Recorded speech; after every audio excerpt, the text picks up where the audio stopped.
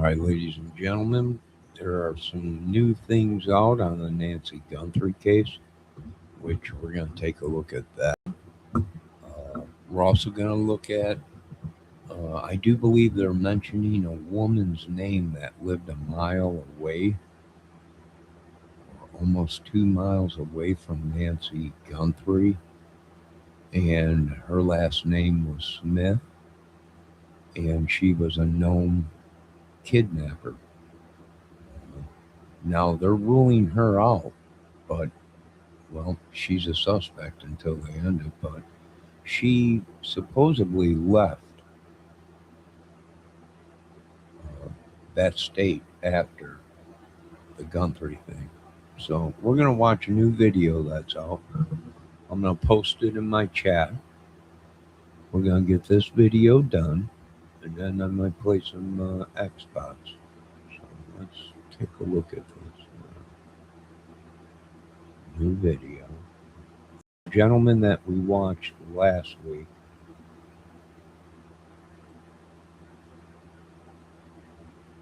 and they just put out a new one, so let's check this. And it does make sense what he's saying. It's very well possible one of the people that were there injured his hand. It's very possible. All right, let's listen. Look at that hand, right there, on your screen, in the FBI's own footage.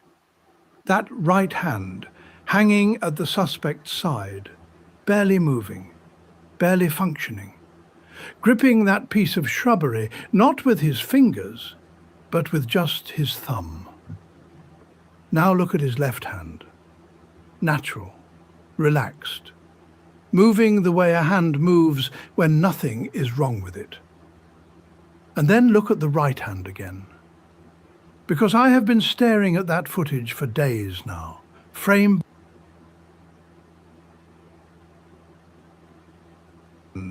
hanging at the suspect's side, barely moving, barely functioning, gripping that piece of shrubbery, not with his fingers, but with just his thumb. Now look at his left hand. Natural. All right, I want to point out, if you're looking at his hand, you can see around his wrist, it's very wide. It's very circle. And if you go back like maybe 2-3 inches, you can see where it's not anymore. You can see he's a skinny person, or his arms are skinnier than whatever he's got on underneath this. And it might be another jacket he has on under this, whatever he's wearing there. Or he's got forearm pads on, or what we've seen. You remember Matt Brown video I showed you? Matt Brown was wearing them forearm leather straps or elastic, like a sweatband or whatever, but it had 2 bumps on it or whatever on each side of the wrist. I want you to keep an eye on that, because that something's going on underneath the jacket that's making him appear, his wrist and stuff, to appear bigger. Now either it's a jacket and the sleeves on the jacket that's underneath that is thicker, bigger around the wrist, and whatever he's got on over the jacket, you can see it. It's there's something definitely underneath there. All right, let's keep going. Hello, Miss ATS News.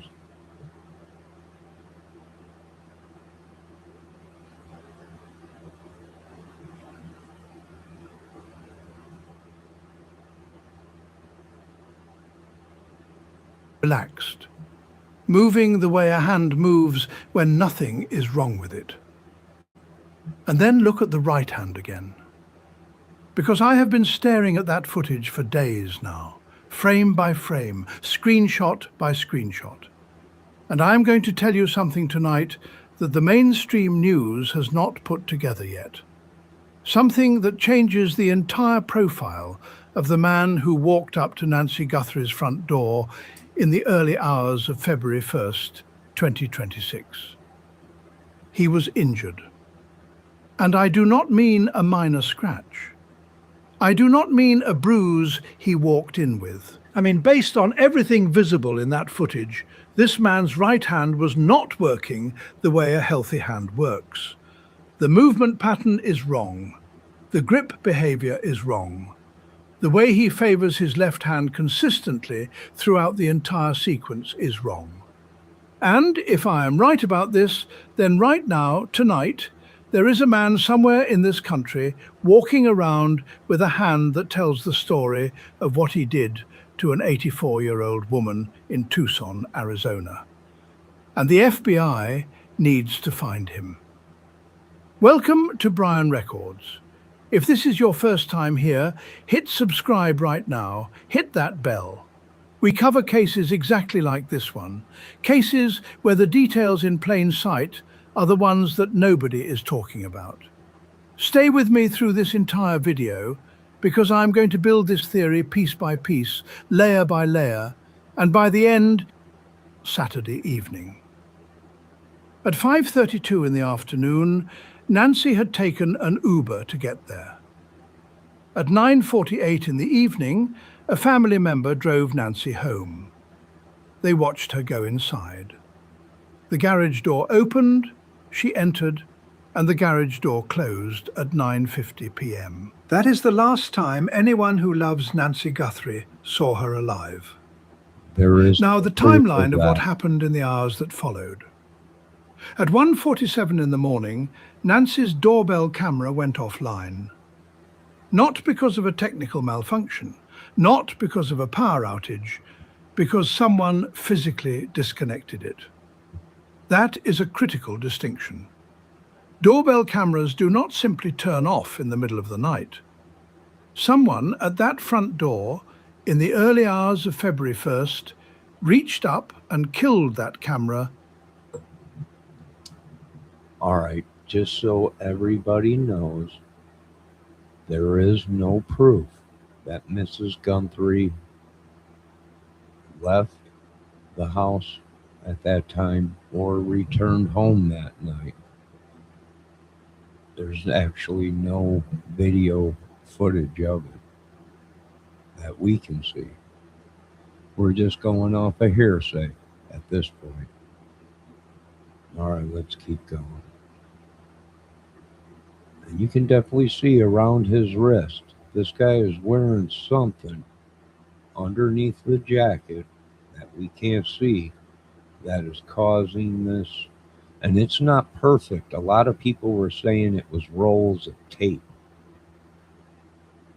That it was rolls of tape. And I don't think it's rolls of tape because it's not solid. You can see it's like indented or something. It's round, but I don't think it's a roll of tape. But there's something definitely there. They're right underneath where the wrists are. You know, right after, or right where the wrist is, back, almost like a sweatband or a leather or something. A jacket that's way too big, and the sleeves are, the sleeves are way too long, and whatever he's got on over the jacket, it's all the jacket he's wearing underneath this sweat thing or whatever this jacket is that he has on is a lot thicker. And that's what's causing this to look like it's got a giant cuff on it, on the sleeve, like a giant thing, or a roll of tape or something. So keep that in mind also. I think it's probably a jacket or something that was too big for the guy. And then he put this, whatever this thing is, it looks like a cloth jacket or something, like a sweat jacket or something, over the jacket that was too big for him in the first place. or too long. I don't know. We'll have to see. I don't know. Maybe. Deliberately. 25 minutes pass, dark minutes. Minutes with no electronic eyes on that front door. At 2:12 in the morning, the camera's motion detection software registered movement at the front door. But because Nancy did not have an active recording subscription, no footage was saved automatically. The FBI, using Google's technical support teams, later recovered images from that camera that were not supposed to exist. We will come back to how that happened, Yo, Debbie because Fox. it matters. At 2:28 in the morning, Nancy Guthries' pacemaker disconnected from her phone. Her pacemaker transmits data continuously to her cardiologist. It is an automatic, constant process. At 2:28 a.m. on February 1st, it stopped, and it never reconnected. That is the last electronic trace of Nancy Guthrie in her own home. When her family came to check on her that Sunday afternoon, after she missed her virtual... Now, we also want the people to keep in mind, just because Mrs. Guthries' heart monitor went offline does not mean that she was deceased.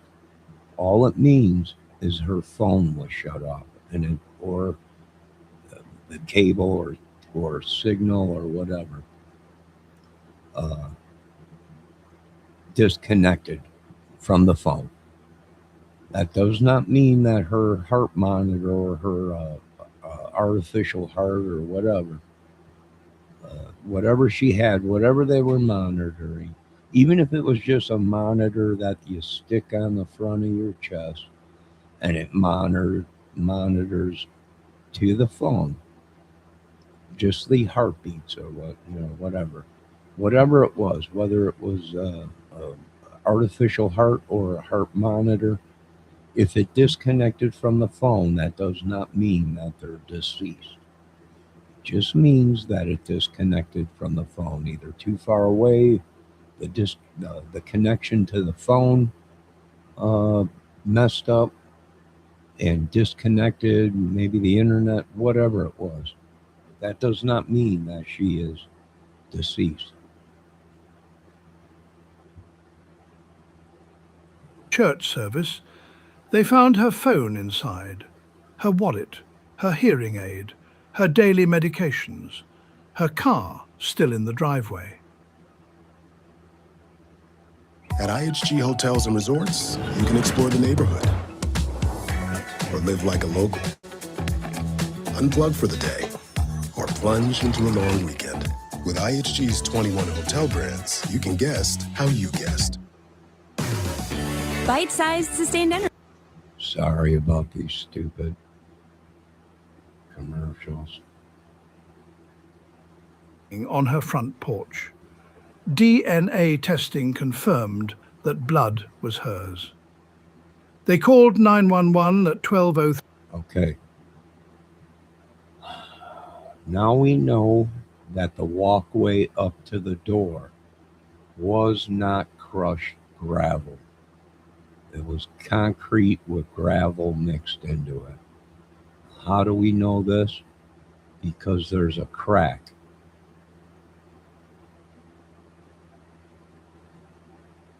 in the ground. Let's back up a little bit, because we thought this might have been crushed gravel, where it would have left tracks like the driveway. But as we can see, that is some kind of a concrete substance with gravel, crushed pea gravel or whatever, mixed in with it. All right, so if you rolled over that with something like a cart, a dolly, whatever it may be, a suitcase, a giant suitcase, it wouldn't leave tracks in it until you hit the driveway where that was crushed gravel. All right, let's continue. That blood was hers. They called 911 at 12:03 p.m. Deputies arrived at 12:15. All right, let's back up because you can actually see blood. Phone inside, her wallet, her hearing aid, her daily medications, her car still in the driveway. They found red staining on her front porch. DNA testing confirmed that blood was hers. Okay, so it appears we got 1, 2, 3, 4, possibly 5 drops of blood on the actual concrete as you walk up them small stairs and then you make your way to the 4-way. We're seeing blood there. So there's a trail of blood leading from the front out to probably the driveway. I'm also going to show you some other things that we spotted in this video, which the evidence was right there. But I can see how we lost that evidence probably because within 2 frames down the road, there's police vehicles and stuff parked in the driveway. So right up by the front door. So I seen what they were talking about, and you'll also see it in this footage here. Once we get to it, I'll show it to you. They called 911 at 12:03 p.m. Deputies arrived at 12:15, and the investigation that would eventually produce the most analyzed surveillance footage in a missing person case in modern American history had officially begun. The footage. The FBI retrieved and what it shows. Now I need to walk you through exactly what is in that footage, because if you have not watched it carefully, if you have just seen the news clips, you have missed the details that matter. 10 days after Nancy disappeared, on February 10th, the FBI released video and still images from the doorbell camera at her home. This footage was extracted using technical support from Google, which manufactures the Nest doorbell camera. A law enforcement source told CNN that Google provided critical assistance in recovering these images. So right from the start, we are dealing with footage that was not supposed to be there.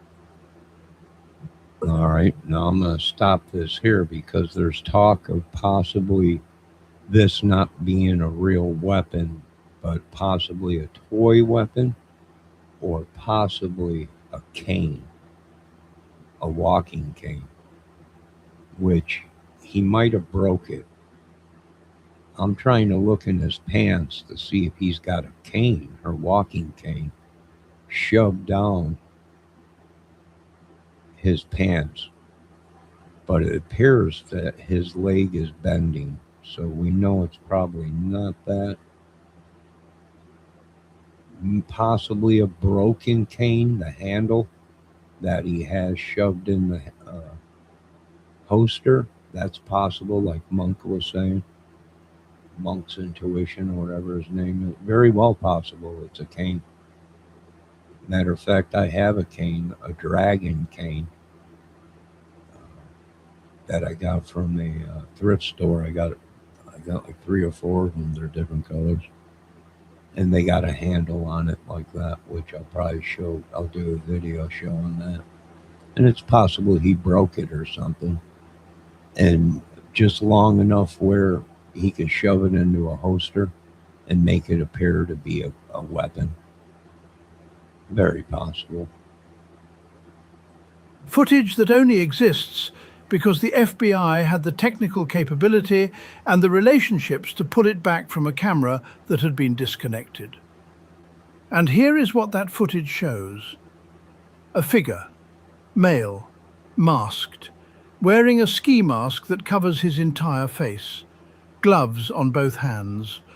Right from the start, we are dealing with footage that was not supposed to be there. When he brings footage that only exists because the FBI had the technical capability and the relationships to pull it back from a camera that had been disconnected. Hold it right there. Right here. Right here, it appears to be a rip in the glove or a hole or something, where it's real white right here or something. Let's keep going. And here is what that footage shows. A figure. Right there, like a slice or something, maybe. Like a slice or like a real sharp object or something. Slice the glove right there. Can you guys see that? Where it appears real white. Now, that also could be a reflection from the light on the camera. It could be reflecting off of the glove, but it does appear to be like a cut in the glove or something. And it's loose because it's like higher on one side than it is the other side. So either the light from the camera is hitting the glove just right where it's shining off of it, making it appear that there's a tear or a rip or something in the glove, or maybe there is a rip in the glove. Very well possible. Male, masked. Wearing a ski mask that covers his entire face, gloves on both hands, long dark pants, a dark zip-up jacket, a backpack on his back, which forensic analysis later identified as a 25-litre Ozark Trail hiker pack, sold exclusively at Walmart, a gun holster positioned at his waist, front-mounted, also purchased at Walmart, according to Sheriff Chris Nanos. The figure approaches Nancy's front door. He moves toward the camera. He raises his left hand and attempts to block the lens with his gloved palm. He steps back. He looks at the ground.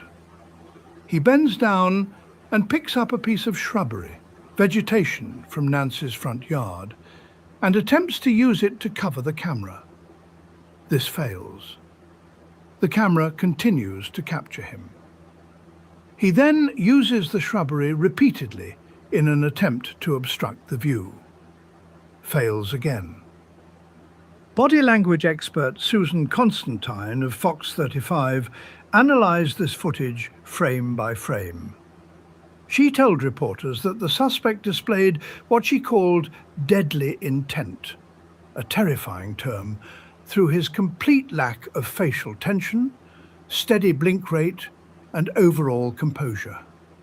She said, quote, "If this is actually the person who abducted her, and he had no fear of walking in, which is very similar or consistent with sociopathic personality, they can carry out that event with no remorse or concern whatsoever." Now, I also want to point out that he might have a whole cane shoved in his pants. Her walking cane. It's very possible. Because if you watch this whole video, what does he not do? He don't bend his whole legs. When he goes to bend to grab something off of the ground, he bends at the waist. He don't bend down. He don't crouch down. Maybe he does have her walking cane or something slid down his pants. Maybe behind the holster to make it appear like it's a weapon, but really it's her walking cane, which would make sense because if you watch the whole video, the guy don't bend his knees to pick anything up. He bends at the waist. We call it us straight dudes, the stripper bend, right? You ever watch the strippers at the strip show? What do? They bend at the waist. They can touch their head all the way down to the ground or whatever. The legs are real straight and everything. The stripper stance, and that's what he's using because he will not. He refuses to squatch down and pick up stuff off of the ground, and possibly because he couldn't bend his legs that much. He could only bend them so far. And that was it, because of the pants, maybe the way he had the cane shoved in between his gonads, where he was able to somewhat move and walk, but he couldn't bend over. You know, he couldn't squatch down and pick anything up. Maybe. Let me sit with that for a moment. A trained body language expert is telling us that the man in this footage has the behavioral profile of someone who feels no fear and no remorse about what he is doing. That is not just chilling. From an investigative standpoint, that tells us something critical about who we are dealing with. This is not a desperate, impulsive criminal who saw an opportunity. This is someone who came prepared, came composed, and came with a very specific mission. And that mission cost Nancy Guthrie everything. The hand that changes everything. Now we get to the heart of this video. I want you to think about something before I walk you through this analysis. When you are standing at someone's front door in the middle of the night, when you are reaching up to block a camera, when you are bending down to pick something up from the ground, your hands work automatically. You do not think about which hand to use. You just use whatever hand is natural. Most people are right-handed. Roughly 90% of the human population uses their right hand as their dominant hand. When you reach for something, you use your right hand. When you grab something off the ground, you use your right hand. When you push against the wall, right hand. When you carry something, right hand does the work. Now watch this suspect. Every time a task requires effort, a real, deliberate, physical task, he uses his left hand. He raises his left hand to block the camera. He bends down and grabs the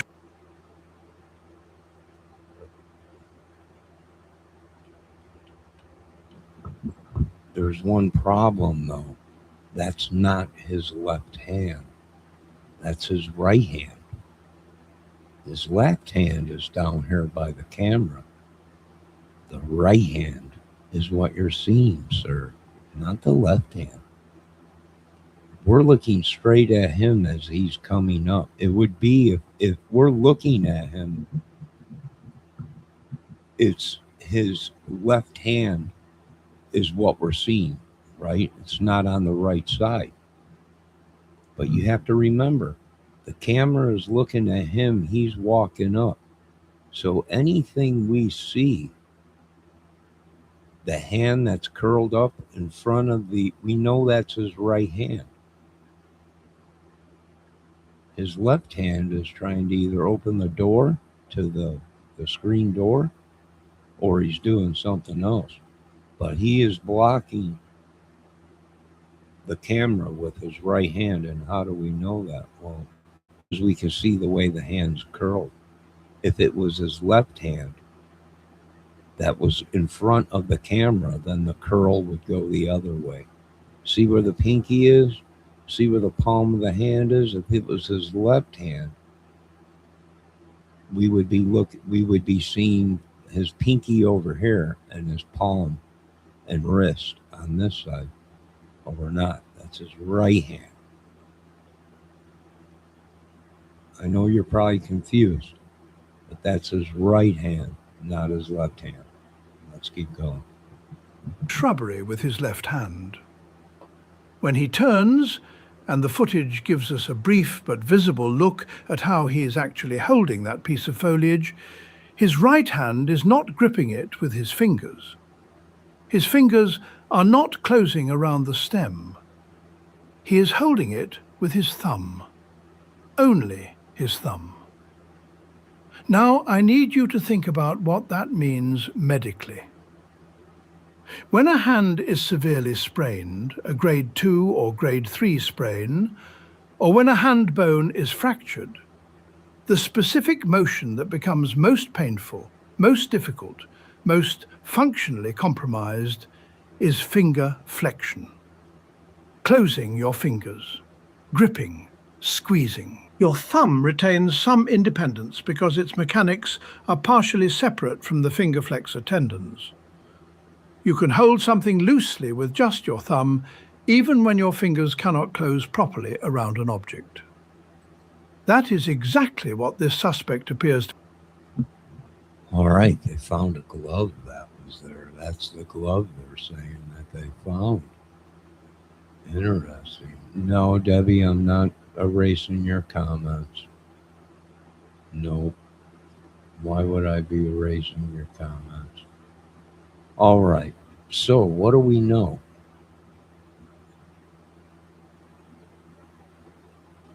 Well, that's the left-handed glove of the perp. Depending on which way, and that's the thing. People are like, well, it's the right-hand glove.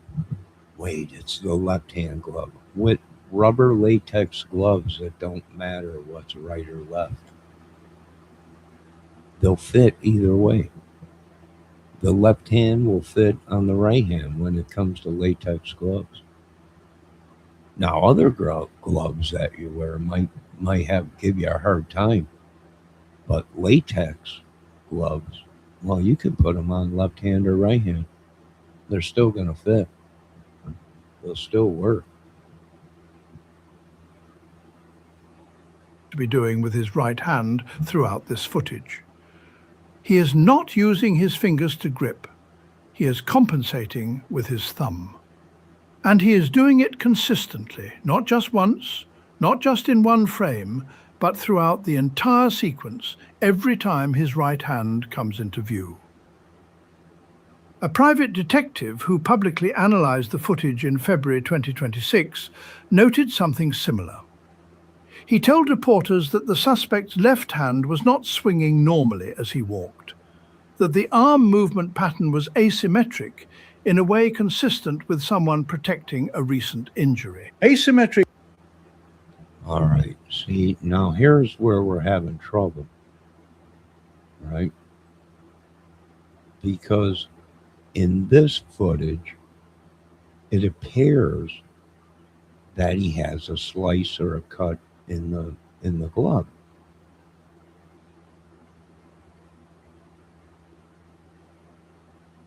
But in this one, you can't see it. It's not there. Well, that's interesting.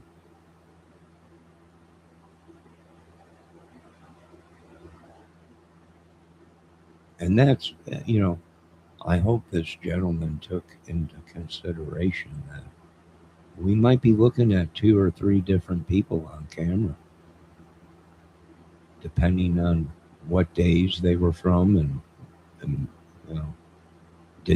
were there other people there that might have went up on camera or whatever. We don't know.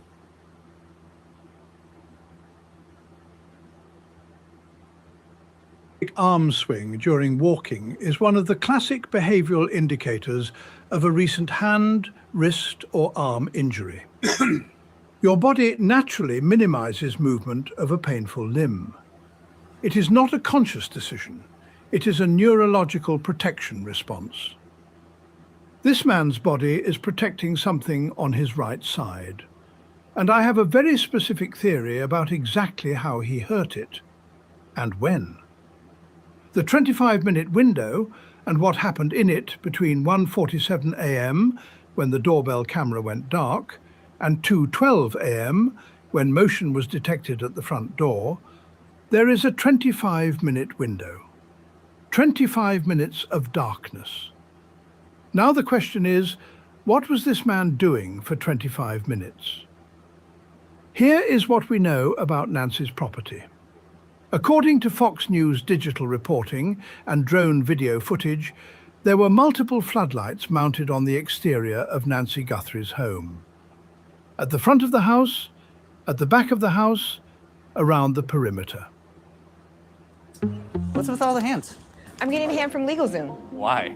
There are so many smart influencers who give advice. You need an LLC. When investigators arrived and drone footage was taken in the days following her disappearance, at least one floodlight was found broken, dangling from a wire. 2 broken floodlights were visible in the backyard from aerial footage. And here is the detail that stops you cold. The alleged ransom note that was sent to media outlets in the days after Nancy's disappearance, the note that the FBI confirmed referenced specific details about the property, mentioned a floodlight, specifically referenced a floodlight that had been destroyed. A floodlight that was destroyed.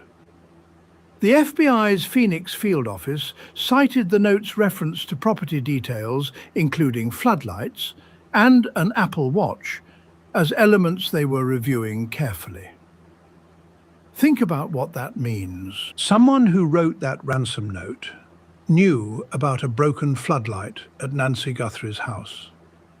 That information was not publicly known at the time the note was sent. The only people who knew about that broken floodlight were the people who broke it. Which means whoever wrote that note was involved in the physical operation at Nancy's home. And whoever broke those floodlights broke them during that 25-minute window between 1:47 and 2:12. All right, Debbie, it looks like you retracted all your messages, Debbie. All right, so does it appear that there's a cut that comes up from this pinky knuckle straight up? Maybe a razor blade cut or something? I don't know.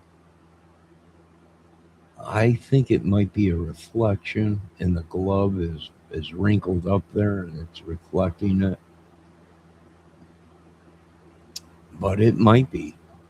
It might be a cut in it. But if there's a cut in it, then he must have 2 pairs of gloves on, because why is it real white? That would be like his skin, right? It probably ain't white, but it's showing up. Because you have to remember, wearing latex gloves, your hands are gonna sweat a lot. Your hands are gonna sweat a lot inside latex gloves, especially in Arizona. Now, I don't know what the temperature was that night in February. I know it does get cold in the desert at night. And then during the day, it heats up to 100 and something degrees. But then at night, it can get down to low 30s and 40s in the desert. So did he have 2 pairs of gloves on? I don't know. Did he just have 1 pair and it ripped it and we're seeing the skin? That's why the light's reflecting off it different, possibly. All right, let's keep going. a.m. Here is my theory of what happened in those 25 minutes. These men came prepared. They came with a plan. Part of that plan was to eliminate every camera and every light source around the perimeter of Nancy's home before the main entry happened. The doorbell camera at the front, disabled at 1:47. The floodlights around the property, one by one, they had to be killed. Now, floodlights mounted on a house are not at ground. All right. So is that a real gun?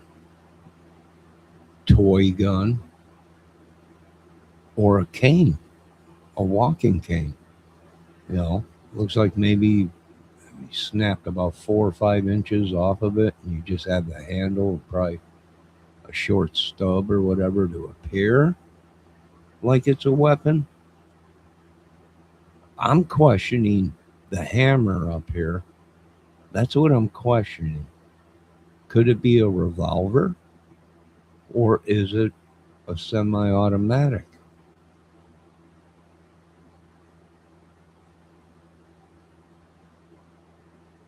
not sure. Here's my other thing: where you put the clip in is very round, and the way it's shaped is almost like a cane, like a walking cane. I agree, maybe it's possible. And the only reason I question is because up here is very round or triangular, almost like a desert eagle or something. But it ain't. It's almost like maybe a zigzag, maybe what we seen when that dude Mario that shot that doctor guy or whatever, he had a weapon like that where you had to pull the hammer back before you can shoot it, and it was like a pull back hammer to engage the bullet or something, like maybe a German gun or something. But I don't think so. I think it's a cane, maybe. And maybe it is in his pants, and it appears that the holster is over it, and maybe that's what we're seeing here. This solid line that runs down the leg. It might run down the back of the leg and into the calf area. Possibly. I don't know.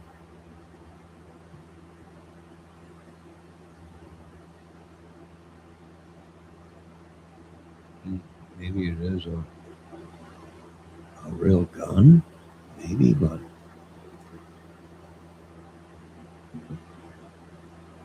I don't know. Level. They are mounted at height. To reach them without a ladder, you would need to jump. To reach them properly, to break them cleanly, you would need a ladder, a lightweight ladder, the kind that folds up and is easy to carry, not a heavy aluminium construction ladder, a small, portable step ladder, or an extendable ladder that one person can handle, in pitch darkness.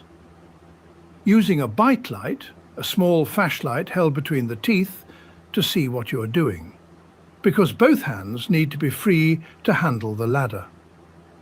And if you are climbing a lightweight ladder in pitch darkness, in a desert yard with uneven terrain, with a backpack on your back throwing off your center of gravity, here is the scenario. You reach the floodlight. You grab it with your right hand to break it. The housing is more secure than expected. You yank harder. The ladder shifts.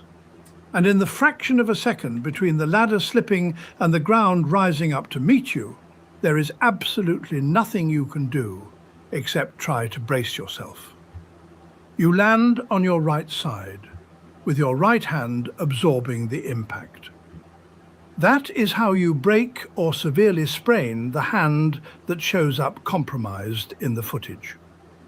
And here is the timeline confirmation. The suspect in the footage appears to have sustained this injury before he comes around to the front door at 2:12 a.m. Because the hand behavior is visible in the earliest frames of the footage, not just at the end. He is already compensating from the moment he appears on screen. The injury happened during those 25 minutes, during the systematic dismantling of Nancy Guthries' security perimeter. The glove that confirms the injury theory. Now here is where this gets more specific and more verifiable. A glove was recovered in a field approximately 2 miles from Nancy Guthries' home. Not one glove, a single glove, from one hand. The FBI analyzed it. They confirmed the glove appeared to match the gloves visible in the doorbell camera footage. They confirmed DNA from an unidentified male was recovered from it. Around 16 total gloves were collected from sites near the home. Most were discarded items from people searching for Nancy. But this one specific glove was flagged because it appeared distinct and consistent with the suspect's gear. Now, here is the detail from a community observer who came forward and described the glove in detail publicly. She described it as appearing to have been ripped and as having two different colour zones, one that appeared darker, more saturated toward the wrist side, and a rip or tear on the pointer finger area. Two different colour zones toward the wrist. Blood on the wrist side of a glove. If this man fell from a ladder and hit the ground hard on his right side, landing on his hand, the point of maximum impact and injury would be at the palm and wrist joint. That is exactly where the discoloration appeared on the glove that was recovered. A ripped fingertip, consistent with a glove being forcibly caught on something, like a floodlight housing during a violent fall. All right. I also want to point out now we know that this is concrete with gravel put into it. I've done concrete work like that before. You pour concrete and then you pour a bunch of crushed stone on it and you tamp it in, right? And it's like concrete. Right? You water down after you tamp it in, you water it down. And the concrete mixes with the gravel and it sets up and it's like concrete, gravel, concrete, right? Because we've seen the crack that went across it. So now we know that it's not crushed gravel. So we would have footprints coming up it. But what I do want to point out is the two marks that are right here. They're real thin marks, like a cart, a suitcase, maybe a dolly. But there's one right here next to the rocks, and there's one right here, about the same distance away as a dolly would be, or a hand chuck, or whatever you want to call it.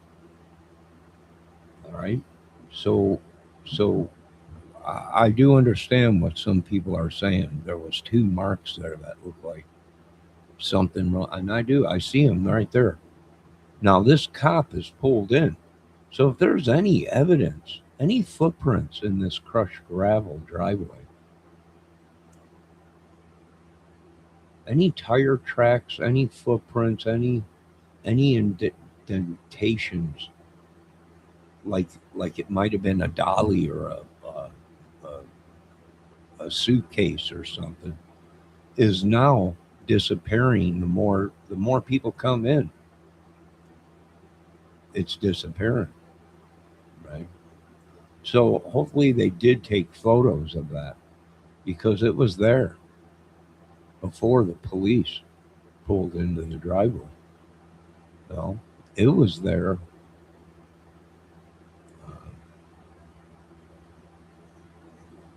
anywhere between the night it happened or the time of this photo when police show up, because there was people coming and going at that house. It wasn't locked down. So we actually have footage of people pulling in the driveway there all the way up to the door and everything. And, so any evidence that was there was compromised by the time the police even figured out what was going on. Yo, Walsh.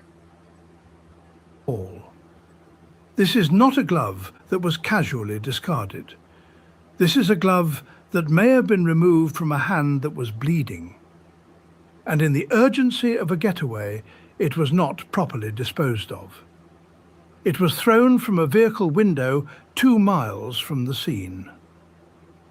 The DNA on that glove, the unidentified male DNA that does not match any profile currently in the National CODIS database, may be the DNA of a man who is currently walking around with a healing injury on his right hand.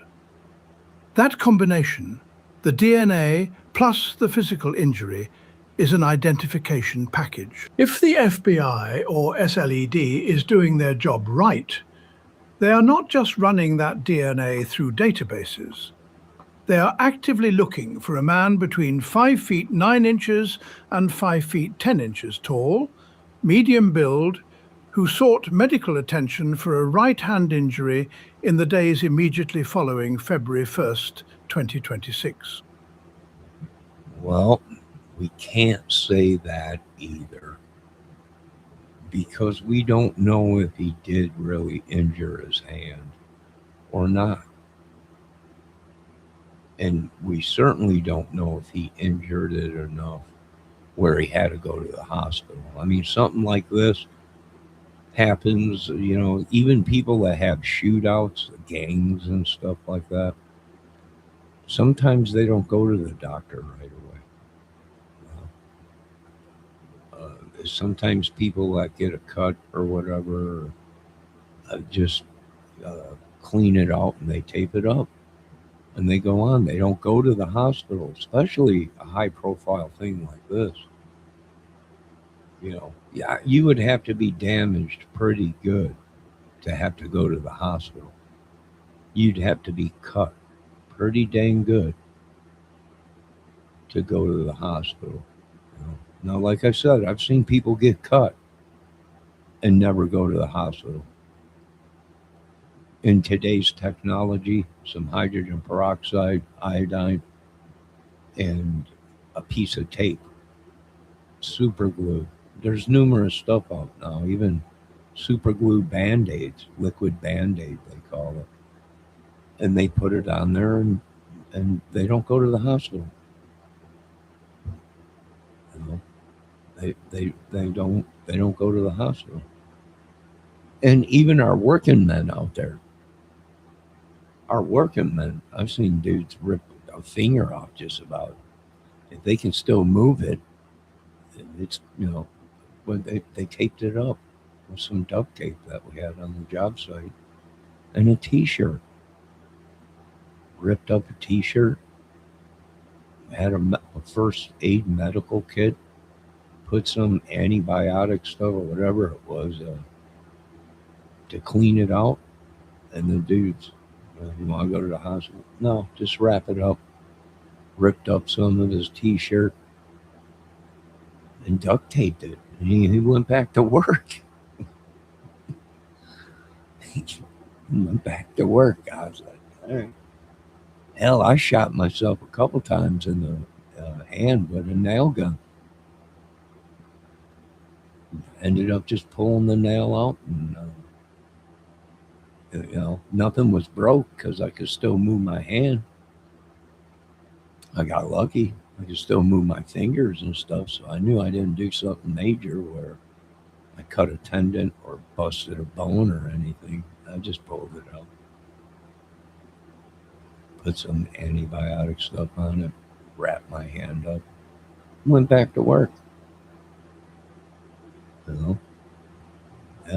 Sometimes it's a hassle to go to the hospital and you got to wait 6 hours or whatever. And, a piece of duct tape and super glue. Do just the same thing as getting stitches or whatever. All right, let's get back to this. The pinky ring hidden in plain sight. Oh, he wore a pinky ring.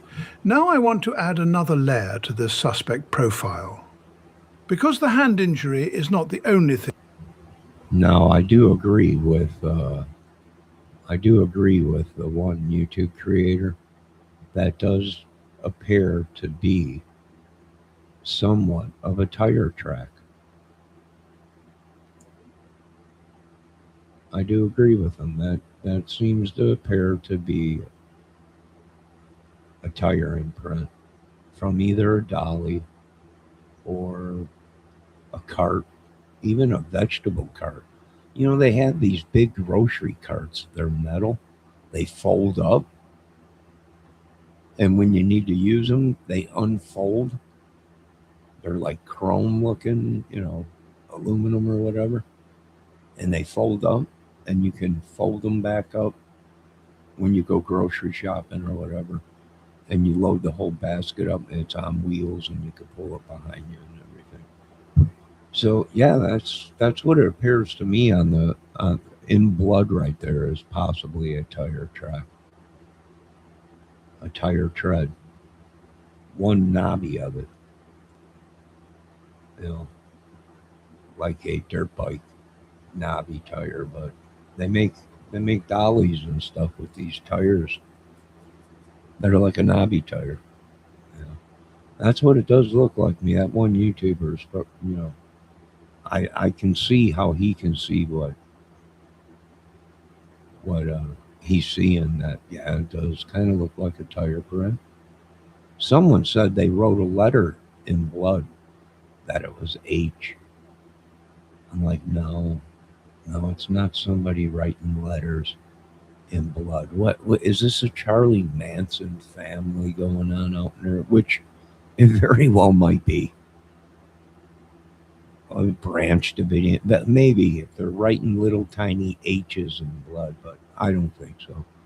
I think it's a tire print, like that one YouTube creator was saying.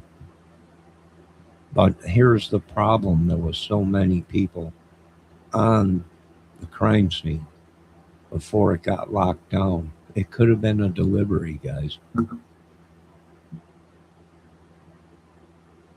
could have been someone that delivered something there. You know, as JLR was out there, I think people were delivering stuff on the front porch. It could have been a delivery guy. Didn't even realize there was blood there. I mean, it's not massive amounts. That is shaded in there. You know, it's a four-way before you got to walk into it and then walk like 8 feet or whatever it is before you get to the front door. So it might have been shaded in there. They might have been putting packages up there by the door like they always do. And they didn't realize it was even blood and just accidentally rolled in it. Maybe that's what the problem is when you don't lock down a crime scene right away, or you don't know actually when the crime occurred. Well, who knows how long people were driving in and out of there, contaminating evidence, contaminating the crime scene.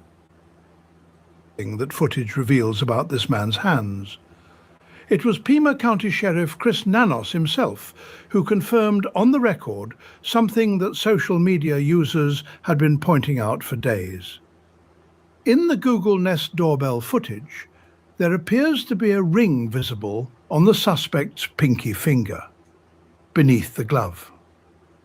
Nanos confirmed to reporters, quote, "The individual captured in the Google Nest video at Nancy Guthries' residence seems to be sporting a ring beneath a glove."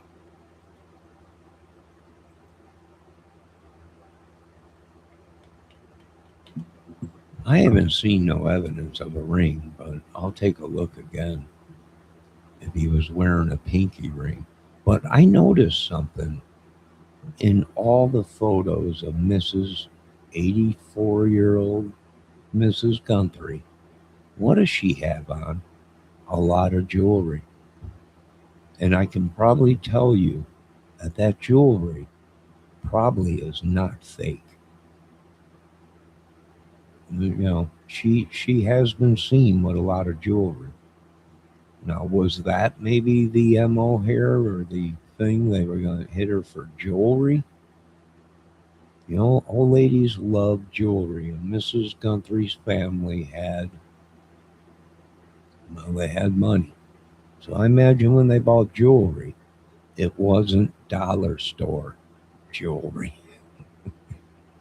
Probably wasn't Walmart jewelry. It was probably real. I know that one photo, she's got the heart of the diamond or whatever on that giant blue, deep blue heart or oval shaped blue diamond, whatever that movie, the Titanic, was about, the jewel of the ocean or whatever it was. And it was this big giant blue diamond.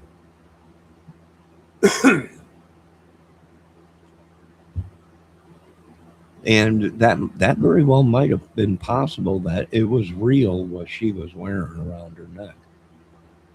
Might have been a real diamond, you know, not the one that fell into the ocean. when the Titanic sank. You know, I don't think it's that one, but it's one pretty big and probably worth a lot of money. So was it a jewelry heist? Maybe. We don't know. The Daily Mail reported on February 19th that investigators were zeroing in on this pinky ring as a potential identifying detail, with expert analysis being sought on exactly what kind of ring it could be. Think about what a pinky ring means in an identification context. Most people who wear rings, especially men, wear a wedding band or a class ring. Rings of that type are typically worn on the ring finger, not the pinky. A pinky ring is a deliberate choice. It is often a distinctive, personalized piece of jewelry, All right, there the kind it of is. piece that other people remember seeing on a person. There it is. If you're looking for a man between 5 feet 9 inches and 5 feet 10 inches, All right, they're looking for a guy between 5'9", 5'10". So what do we know from all the years of watching these crime cases? That could be off a couple inches. Either he could be shorter than 5'9", or he could be taller than 5'10". And that's just a proven fact, folks. They do their best to get as close as they can to the guy's size with calculations and mathematics and everything. But even the professionals will tell you sometimes they're wrong, and the guy might be a couple inches shorter, 2-3 inches shorter, maybe 2 inches taller, maybe 3 inches taller. It's nothing's 100%. So he might be shorter or he might be taller than what they think.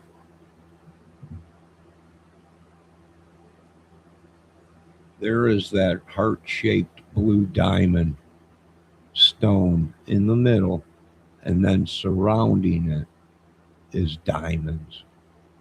So that ain't cheap. I don't think that's Walmart or dollar store jewelry.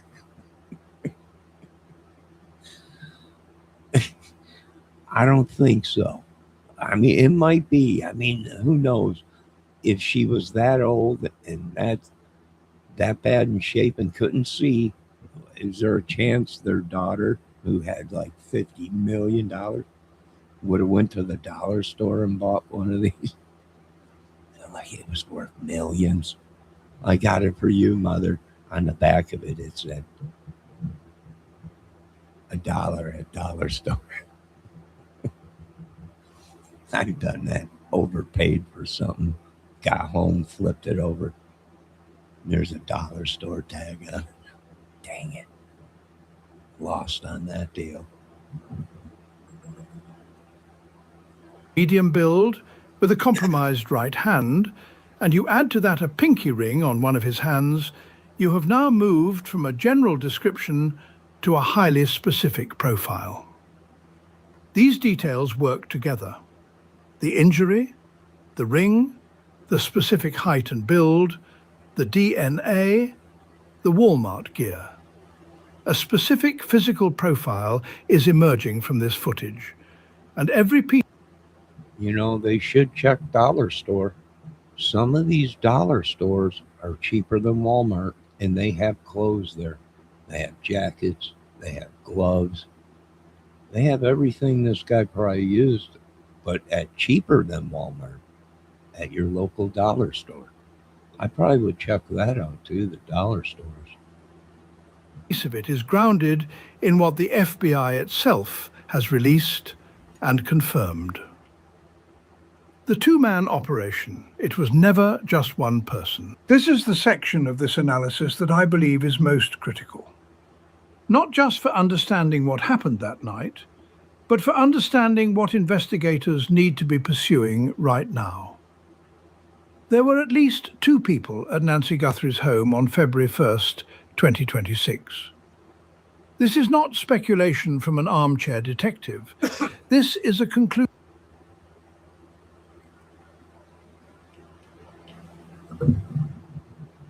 Yeah. Yeah. Well, yeah. Well, go ahead and get yourself some cheap sunglasses, Page Turner, because if you haven't listened to ZZ Top, if you ain't cheap, then you ain't at the top. So I don't know what you're talking about, mister. Did I show you the picture of Brad Pitt today at the Island of Wight when he was racing, getting ready to play the role of Johnny Kramer? What did he have his backwards hat on? Right? He had it on forward. Sometimes I wear it forward. My father wore it forward all the time, but I wore it backwards, right? So I have to show you that part again. I didn't think so. So get yourself a pair of cheap sunglasses. If you do anything, listen to ZZ Top. This guys don't know nothing these days, I'll tell you. Supported by multiple independent, credible sources. Fox News Digital reported on February 19th that Pima County Sheriff's Department confirmed they were, quote, not excluding the possibility that she may have been abducted by more than one person. Private investigator Paul Sutton told Fox News Digital,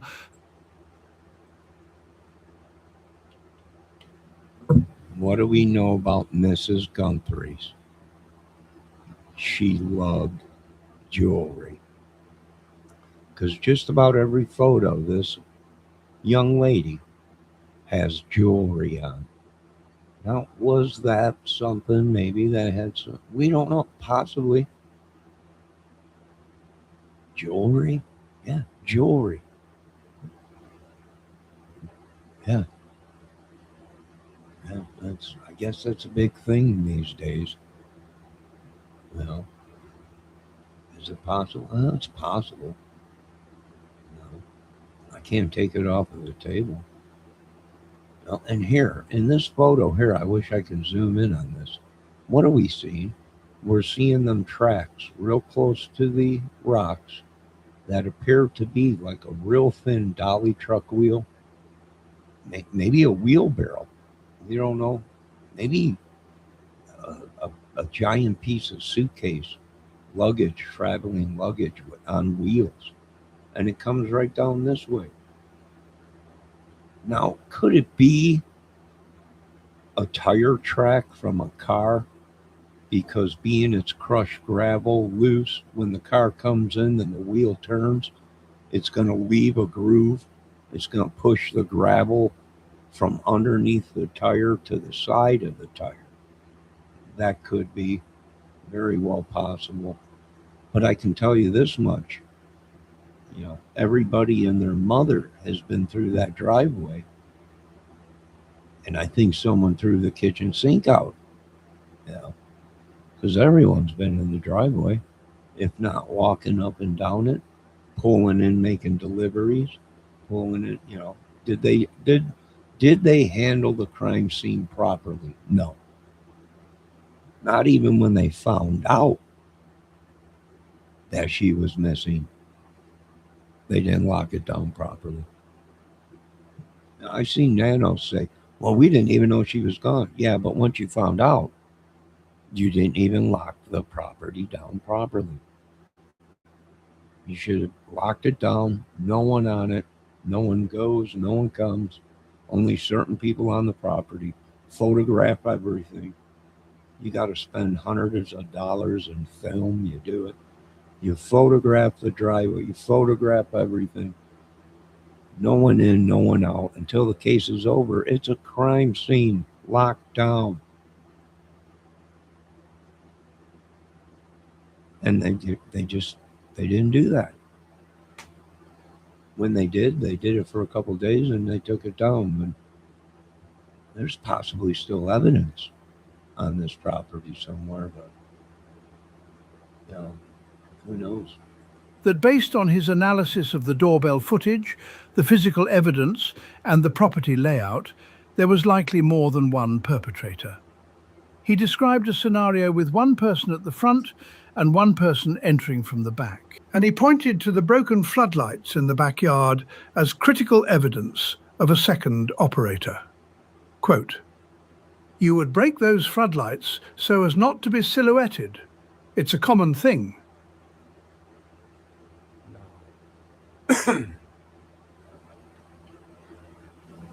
All right. What am I seeing on the guest house there?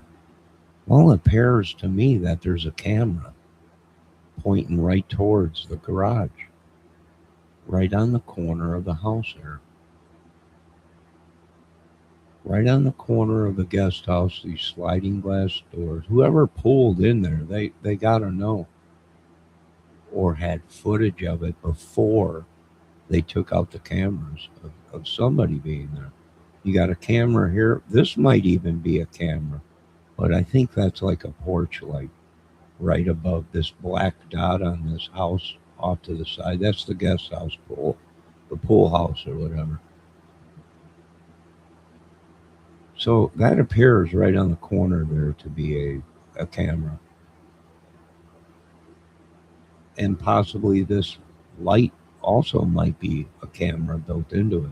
That's right above the sliding glass doors there.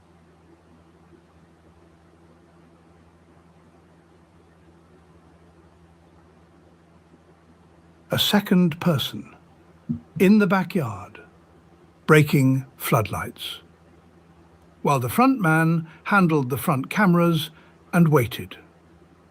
Former FBI agent Steve Moore told News Nation that statistically, given the scope and planning visible in this operation, a multiple-person scenario was more likely than a single-actor scenario.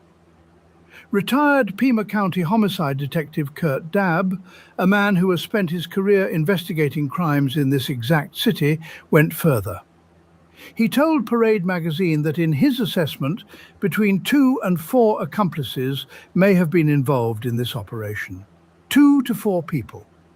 Now let's think about what that means operationally. The front man, the one we see in the doorbell footage, is handling the front perimeter, disabling front cameras, waiting for the door to open, covering the doorbell camera with shrubbery when the plan partially fails. A second operator.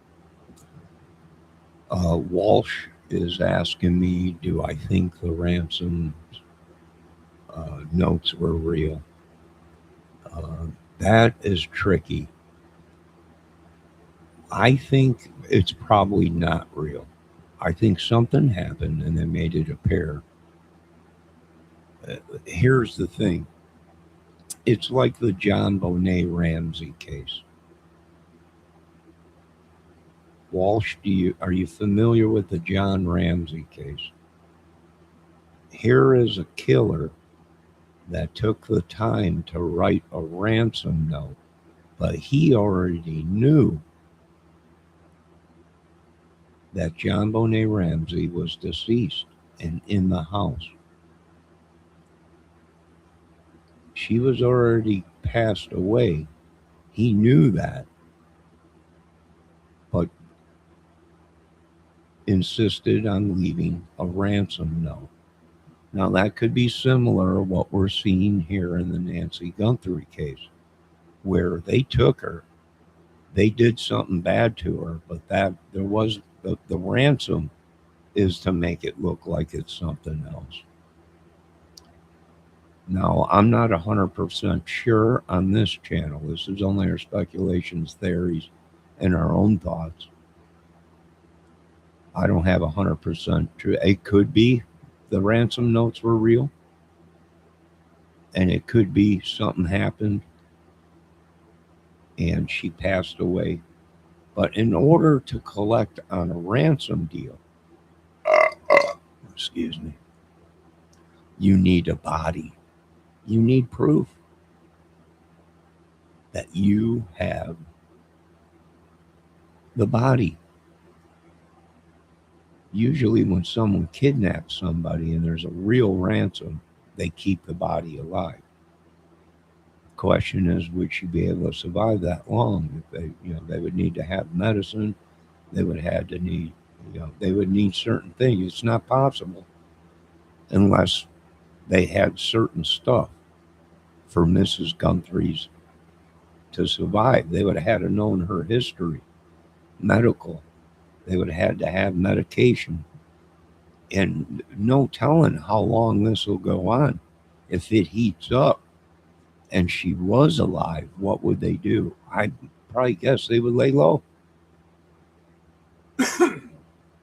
If they had enough medication and enough things to keep this woman alive for a long time, then yeah, I can see how they would disappear and then maybe try again later.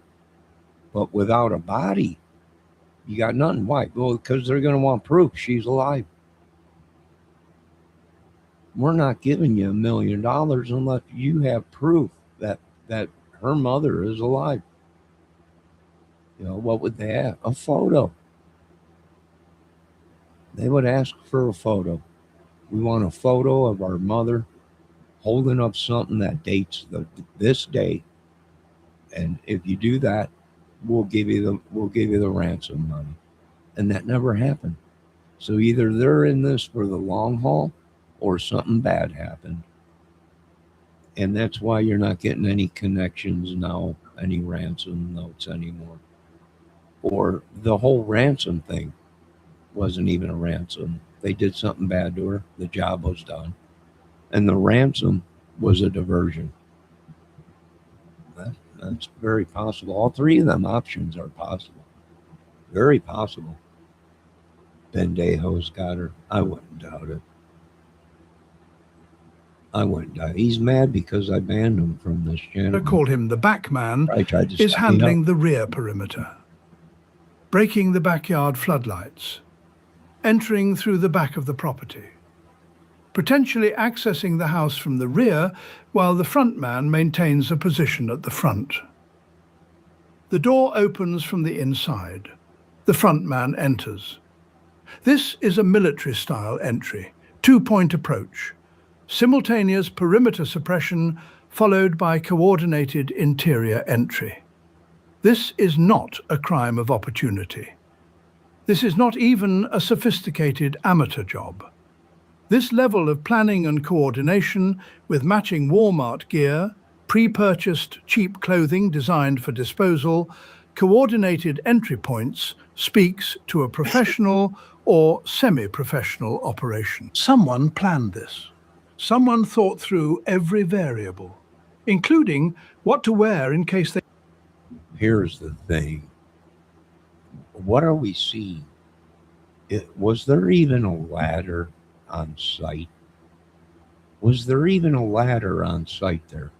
Why would they go on top of the main house? Is my question. Why would they take the time to get a ladder to go up on top? Did they go up on top of the ladder and once they took the lights out and the camera, it was so dark that they fell off of the roof? Missed the ladder totally? Maybe. How did they get on the roof? Is my question.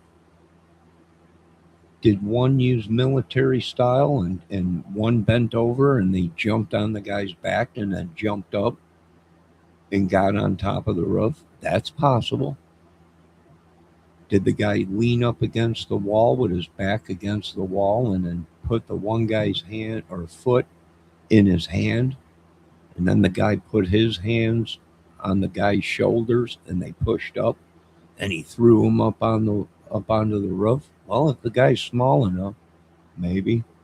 If the guy's tall enough, he won't need that much help getting up on the roof, because he can reach. But why would you go on the roof?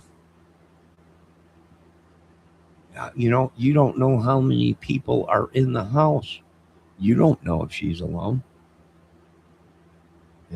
She could have guests. The kids might be over, taking care of her. How do you know she's home alone? Now you're up on the roof running around. Whoever is in the house is going, what the hell's going on the roof? And that's a flat roof. Let me tell you something about flat roofs. If someone gets up on that roof and starts walking around, you're going to hear them. You're definitely going to hear them.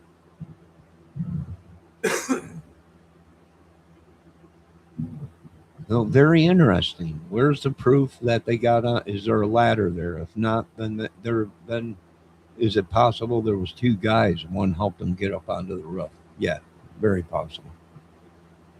Was he tall enough to jump on this ledge right here and then reach up, grab onto the roof, and pull himself up? He might have. They're saying he's 5'9", 5'10". He might have been able to pull himself up. Or, other option, there's a smaller dude. Who goes up? The smaller dude. Who helps him? The bigger dude. Right? The bigger dude gets down here against the wall, and the tiny dude gets on his shoulders, and boom, he's up. Maybe. No, they're saying 4 guys now, 4 to 5 guys maybe involved in this. Oh yeah, maybe even more. I would say. You know, on how much money they were going for. They might have thought this was a big haul. Maybe they accomplished their mission.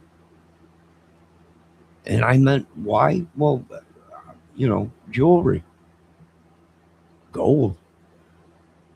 Maybe she had gold bars, gold jewelry, all kinds of diamonds and rubies and everything. Maybe.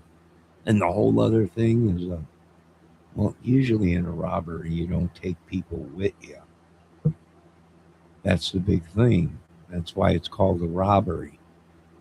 Because you go and rob people. You don't kidnap them. You go in their house, you rob them, or the store.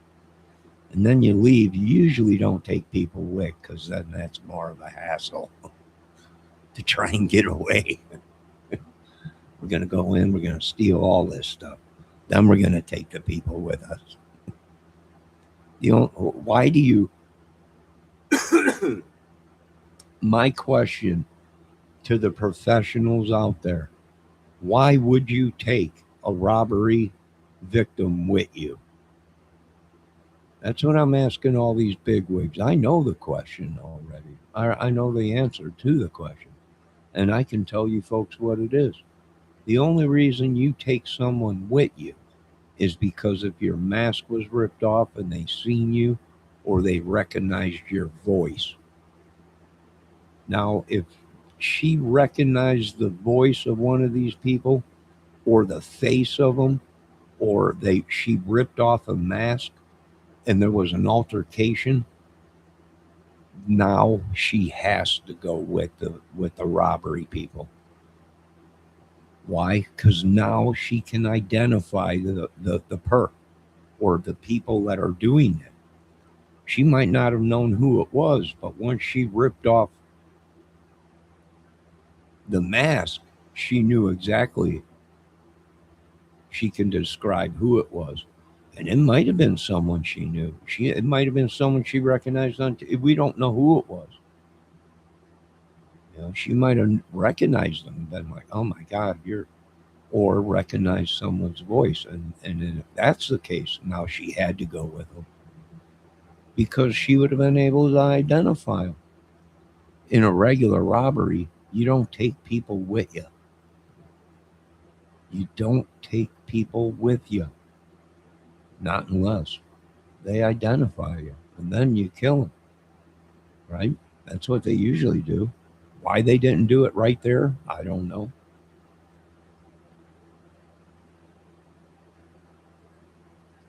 We like I said, I don't know the whole case. Would the police lie and knowing that she is deceased, but make it sound like she's been kidnapped? Yeah. Yeah, they're looking for people. Is it possible she's passed away? They found her right away in the house or what? Yeah, possible. Very possible. They lie. Yeah, police lie all the time. Unfortunately, we try and raise our kids not to lie, but then the police are, no, we're not going to take you to jail. No, everything's fine. Just turn around, put your hands behind your back. No, Mr. Gregg. Yeah, we've been through that. Police will lie in an investigation, and they will leak fake information. They got caught on camera. The Walmart clothing is not a coincidence. It is a counter-forensics decision. Cheap gear from a national chain with no identifying characteristics. No brand markers that could be traced back to a specific purchase location. No custom or rare items that could tie back to a specific supplier. Except for the gun holster, which, despite coming from Walmart, has already been identified in terms of its specific model by researchers. And that is a thread that investigators have been pulling on. The solitary still image, is there a third person? Now I want to address something that a lot of people have noticed in the FBI's released materials, and that is the single still photograph that was released alongside the video footage. In that image, a man in similar clothing appears near Nancy's property, but there is no backpack, and there is no holster visible. In the video footage, the suspect has both a backpack and a visible holster. Now, authorities have been careful about how they characterize this still image. Sheriff Nanos noted there was no date or timestamp on the image, the video footage. But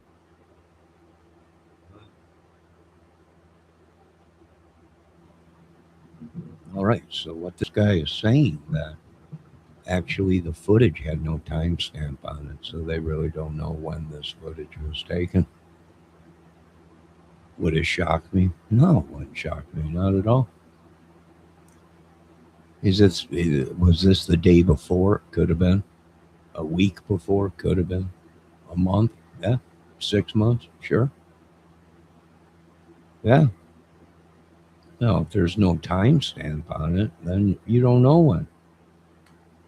You have no idea when the photo was taken if it wasn't documented or timestamped or dated or anything.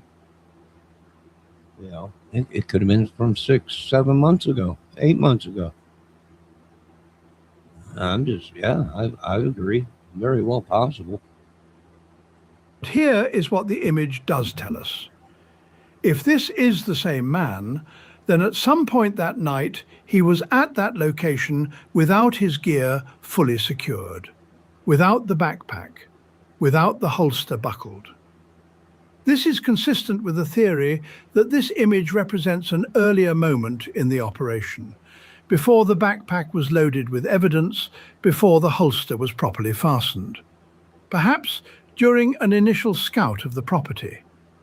If this is a different man, then we are potentially looking at 3 separate individuals at or near Nancy Guthrie's home that night. And the clothing match between the 2 images, same jacket style, same pants, same mask, actually supports the idea that multiple operatives deliberately dressed identically.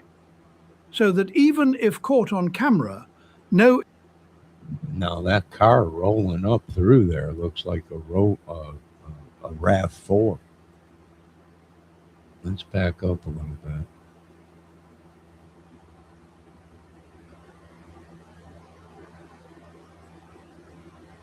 Right here, it kind of looks like a RAV4 with a spoiler on the back.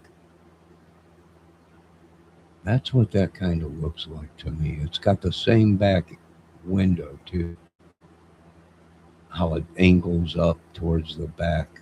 It's got lights way up on it, but it don't have lights way up here. That might be a RAV4, white or grayish color. And you have to watch out.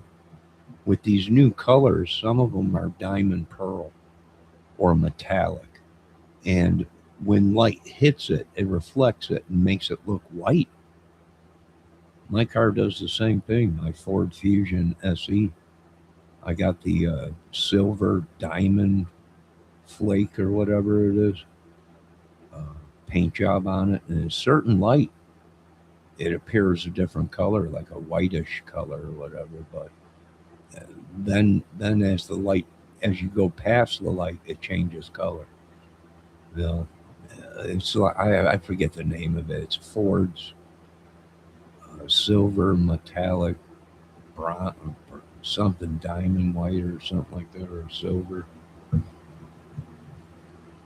And that's what that looks like, possibly, is a RAV4.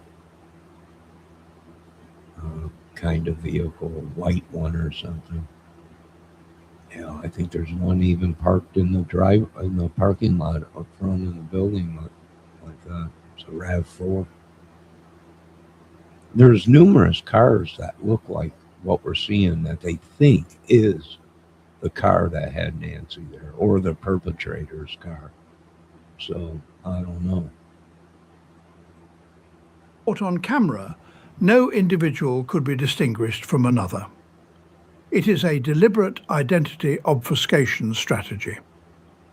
And it tells you something about how this operation was planned, the Walmart trail, and why it matters to the FBI. Let me take a step back now and talk about the gear that was specifically identified, because this is a real investigative thread that should be actively pursued.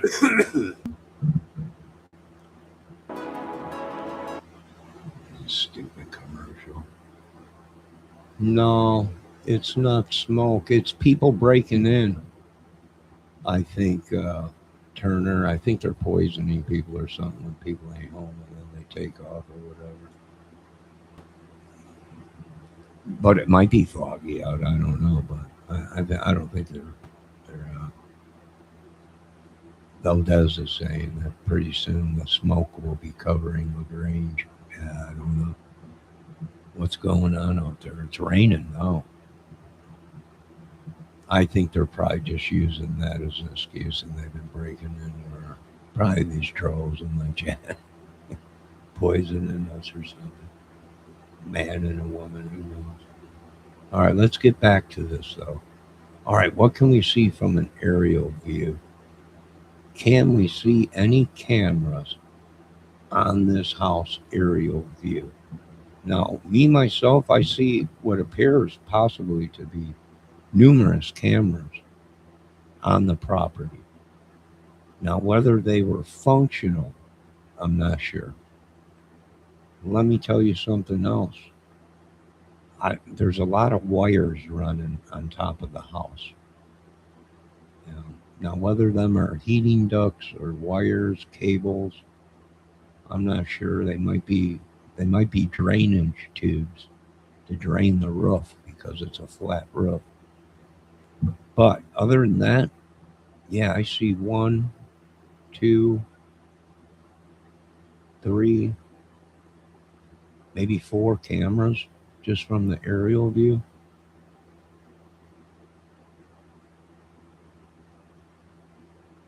Not including the ringtones on the front door. And I don't know if the back door had a ringtone or not on it or whatever. But there was plenty of cameras around there to see everything that was going on, probably. If they were functional. I can see 1 right here, maybe 2 on the corner of this house or this guest house or pool house. Which this pool house is bigger than my apartment. It's just a pool house. You can fit a family of 5 in that pool house. All right, let's continue here.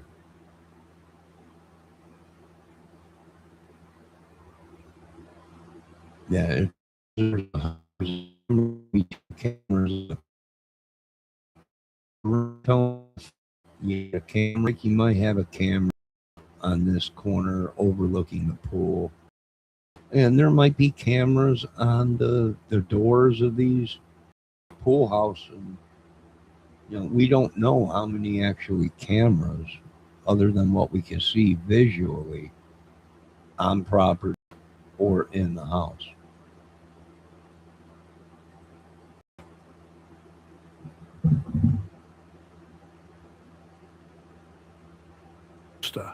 A specific model identified by online researchers, also available at Walmart. The clothing, described by Sheriff Nanos as appearing to be cheap Walmart-style items. The ski mask, the jacket, the pants, the nitrile gloves, the type of gloves used in the footage, available at Walmart and similar retailers. Here is the forensic significance of this. Most Walmart locations have extensive interior surveillance coverage. Point-of-sale systems record purchases. Credit and debit card transactions are time-stamped and linked to specific lanes. If one or more of these individuals purchased this gear at Walmart and paid with any form of non-cash payment, there is a transaction record somewhere. If they paid cash, Walmart's security cameras would still have captured them in the store, browsing the camping gear aisle, browsing the clothing section, paying at checkout. The FBI should be, and based on Kash Patel's public statements,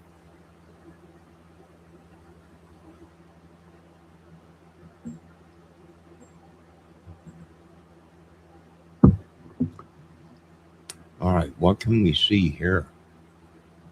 Well, this appears to be a security light on the back door.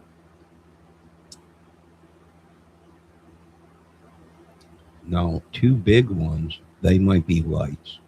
This small one might be a camera, because I see three here. Now, that could have been a diversion camera, meaning people thought it was a camera.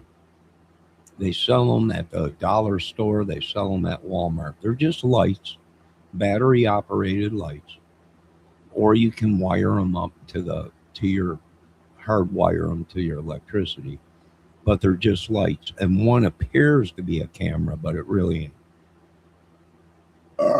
Excuse me. But even though if someone walked up and said, oh, well, they're just lights, you don't know if there's other cameras on the property. That might have been a diversion camera. So you're going to take out a camera. What are you going to do? You're going to take that out, right? Because you think it's a camera. So he takes out the back camera? Well, possibly. But even though he did that, there was other cameras. We don't know how many cameras were really in the backyard. So even if he took that out, he didn't really interrupt the real cameras that caught him doing it. Why ain't we seeing any footage of him in the backyard? You have to ask yourselves that, folks. Why are we not seeing any footage of these people coming into the backyard? Oh, there's somebody in the dark out there waddling around. But we ain't seeing that. The only thing we're seeing is porch guy.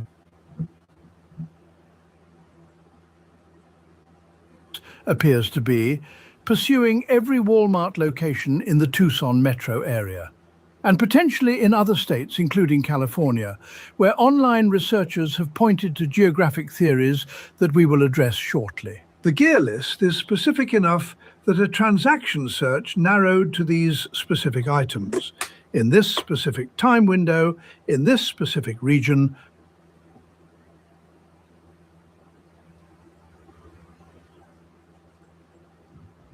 All right, what are we seeing here? Well, more jewelry, of course. This is Guthries, loved her jewelry. What else are we seeing? Well, we're seeing a gate in the back of the house all the way by the pool. Got a gate. Leads right to the pool, right? And there's a short wall that goes all the way around the pool. Could someone jump over that wall? Oh, yeah. Easily. It's only as tall as the tallest guy standing there. So would someone be able to jump over that wall without no problems? Oh, yeah. So they jump. You know, they keep saying, well, they must have made entry here or there or wherever. Well, maybe. Possible. Was this gate unlocked, locked, whatever? It didn't matter because all I had to do was jump over this tiny wall. And then, boom, they're in the backyard. Where they might know there is no cameras. The only cameras were pointed towards the front and on the garage and on the pool house. That's all pointing towards the front of the house or whatever. Maybe. Why ain't we seeing no footage of anyone in the backyard? I'd be questioning that. Why are we not seeing more footage of the property of the backyard of these people coming to the back door where they supposedly made entry. I don't know. Could be very productive. And if these men were smart enough to buy everything cheap, they may not have been smart enough to pay cash everywhere. The backpack alone is a specific enough product that any Walmart camera showing someone buying a 25-litre Ozark Trail hiker pack in the weeks before February 1st in the southwestern United States becomes relevant evidence. The behavioral profile, what the experts are saying. I want to bring in the expert analysis layer now, because beyond what I can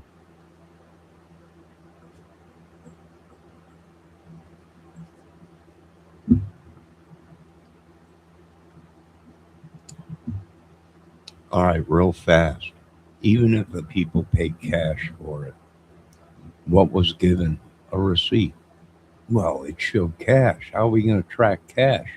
You don't have to. What you track is the backpack and the stuff that was sold at Walmart.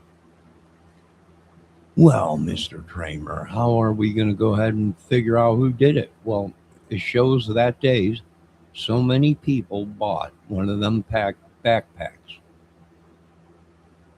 and whatever else the criminals used. So all you got to do, well, is look at the cameras in the store. And, well, we had a purchase at 1 o'clock in the afternoon for that backpack, but they paid cash. Let's see the cameras. Roll back the cameras for that day if they were able to save that long of footage. But would they have been able to see who it is? Would they be able to narrow it down because they would have known who purchased the backpack that day? How many people purchased one of them backpacks? It would show that. And it would show whether they paid cash or credit. Now, tracking all them people down, that's a job. Observe in the footage, there are trained professionals who have looked at this material and drawn conclusions. Body language expert Susan Constantine of Fox 35 studied the footage extensively and released her analysis in February 2026. Her key findings. First, the suspect's overall demeanor. He is not nervous. He is not rushed. Meet our Chief Tough Officer. He does extremely tough tests. So when a product survives him, he moves with deliberateness. His brink rate is steady. His body does not display the classic signs of adrenaline overload, the jerky movements, the rapid scanning, the crouched, defensive posture of someone who is scared. This person is calm. Susan Constantine's term for this was deadly intent. The ability to approach a crime scene in the dark, wearing a mask, carrying a weapon, intending to abduct an 84-year-old woman without displaying physiological signs of fear is a specific psychological profile. It is consistent with someone who has either been desensitized through repeated criminal activity, who has a clinical disposition that limits the fear response, or who has been trained to suppress those responses. Any of those three possibilities is concerning in a different way. A repeat criminal means there is a history somewhere. A clinical psychological profile means behavioral patterns in other areas of life. Training means a background, military, security, or criminal, that left its mark. Second observation from Constantine, the way the suspect handled his weapon. He kept his gun holster close to his body and maintained awareness of it throughout the sequence. She said, quote, "He has a pouch up front where he is carrying some sort of handgun, and he held it very close to him. Why? because they know that's an important part in what they use to perpetrate the act. Whatever they are holding on to is typically the object in which they will perpetrate with. He was prepared to use that gun. Which means Nancy Guthrie, when she encountered this man inside her home, was facing an armed individual who had already mentally committed to using that weapon if necessary. The blood on her front porch. The pacemaker disconnecting at 2:28. She was not taken from her home without resistance. The FBI recovers what should not exist. I want to take a moment to explain something about how this footage even came to exist, because it is directly relevant to understanding what the FBI is working with and what their technical capabilities are.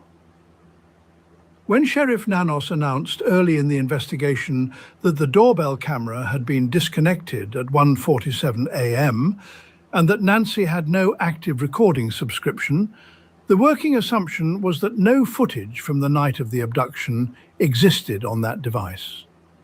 No subscription means no cloud storage. No cloud storage means no recorded footage.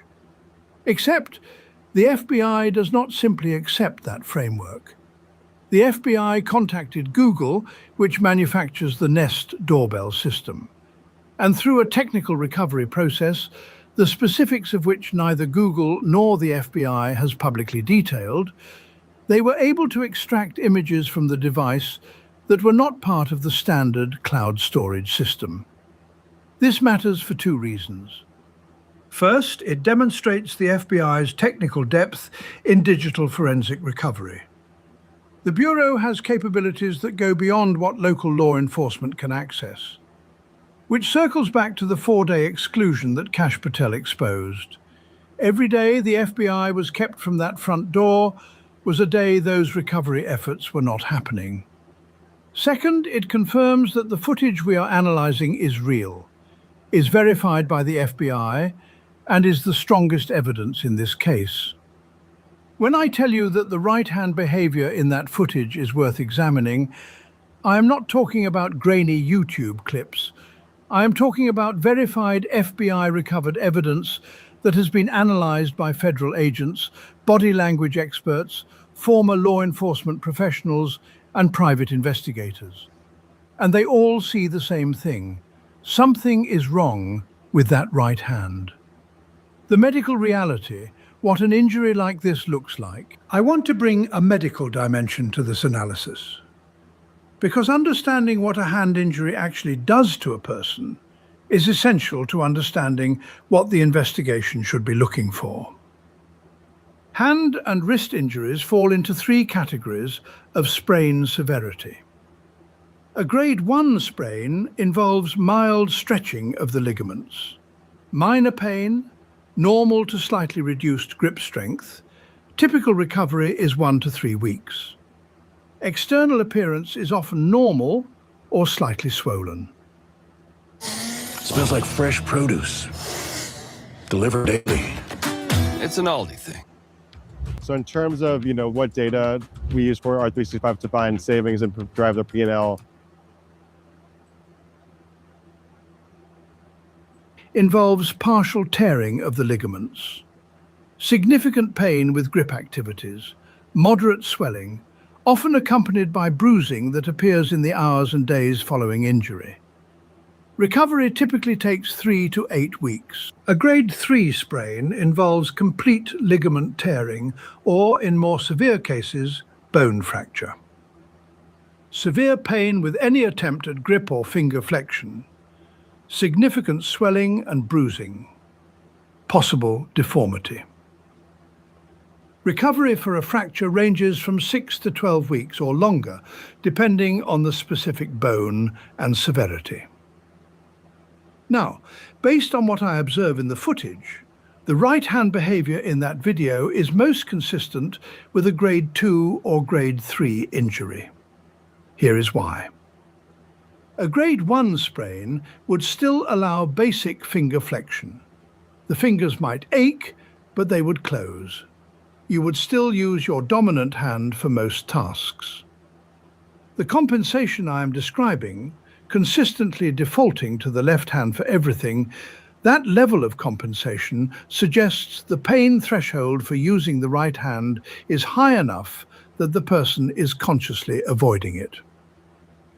Grade 2 and 3 injuries also produce visible swelling within hours of the injury occurring. If this man sustained his injury during those 25 minutes between 1:47 and 2:12 a.m., by the time he was at Nancy's front door at 2:12, swelling would already be beginning.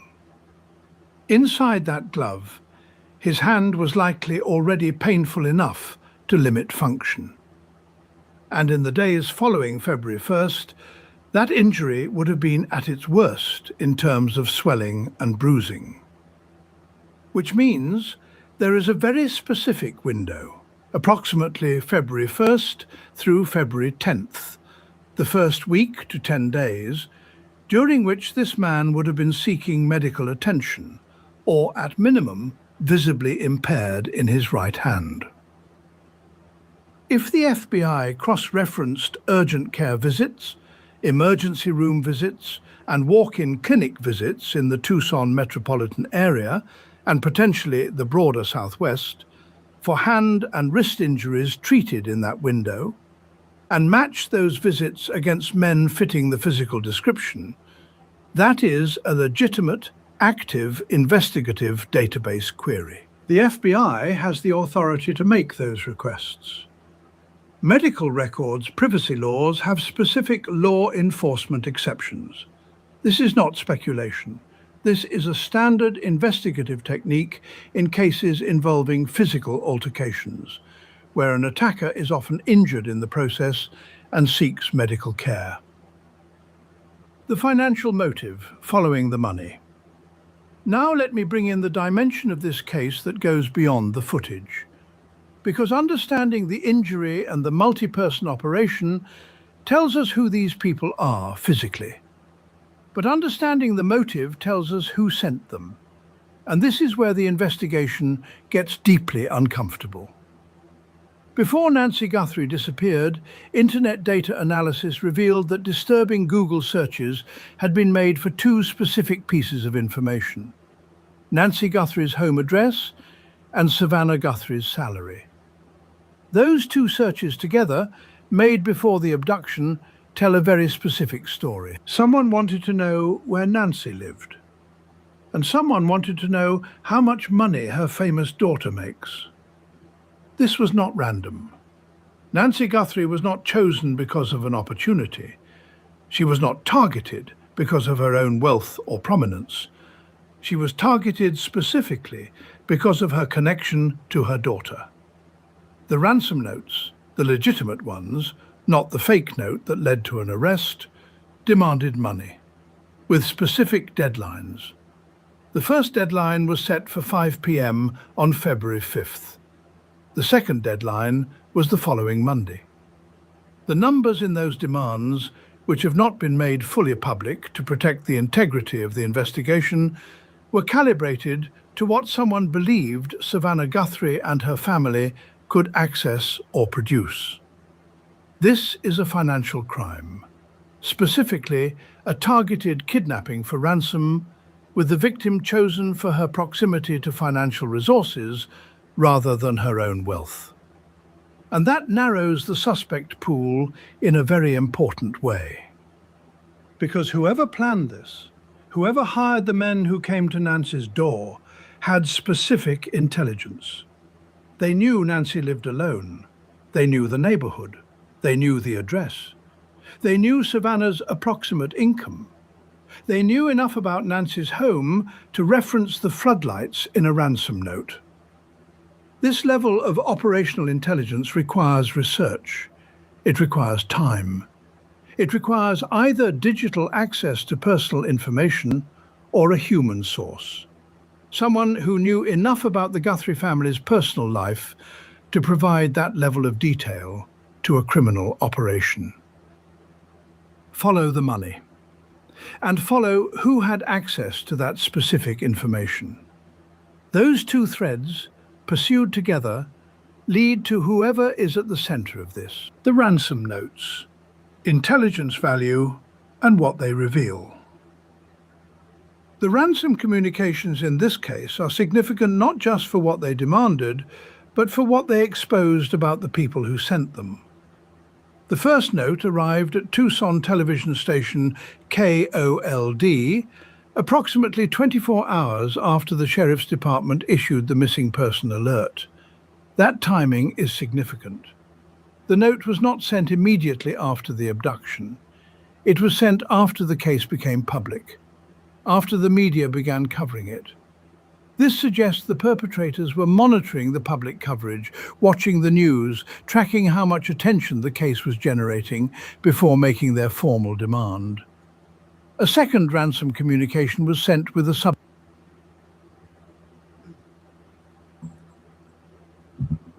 Well, I think they got the time wrong. And the reason why I say I think they got the time wrong was because the police said that they had no idea she was even missing, or the family was negotiating with a kidnapper.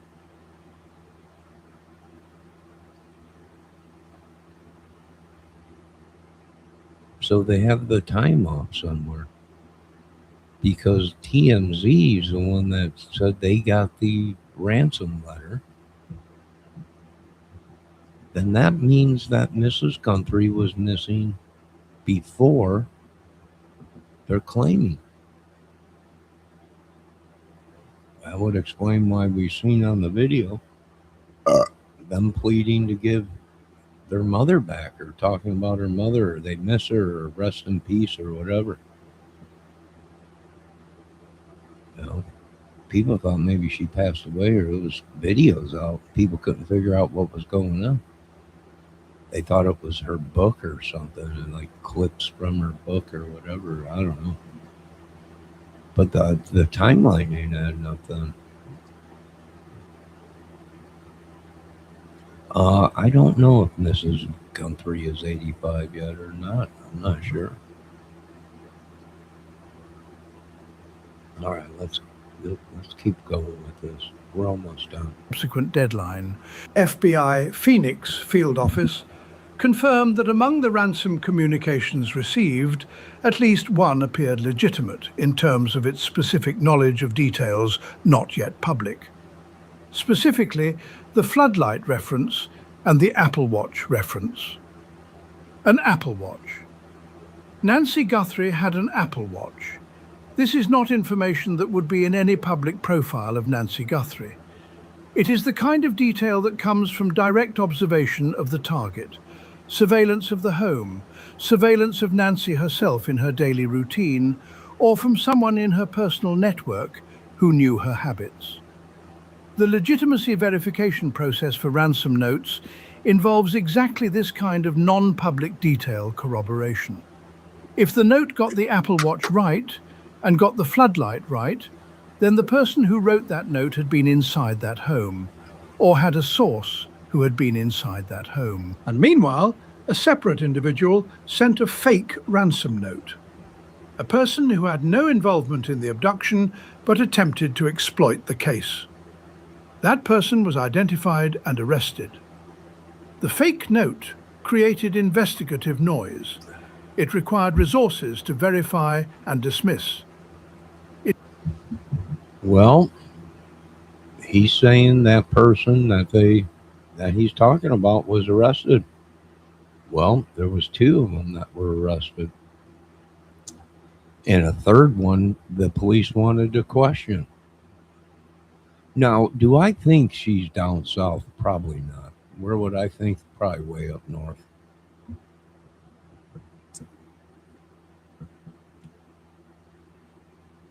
Why does that make sense to me? Well, because being the area that they were in Arizona, what's it controlled by? Cartels, Mexico. So when this happened, everyone say, well, they must have took her down south. Probably not. I did watch a video where someone mentioned, well, they think that night they might have took her up north towards Flagstaff area, mountains and stuff up there. They might have even went further than that and took her up way up north. Why? Well, because they would have known. Everybody would have been looking down south for her. If the cartel runs everything, it would have been, what would everybody have blamed? The cartels. They blame the cartels for a lot of stuff. So what would the killer be thinking? Well, he ain't going to go down south. He might make it appear he went down south. But I think maybe one of them YouTubers was right. Yeah, they went up north, Flagstaff area, or even left the state. But went where no one would be really thinking that they would take off to, up north. Which makes sense. I agree.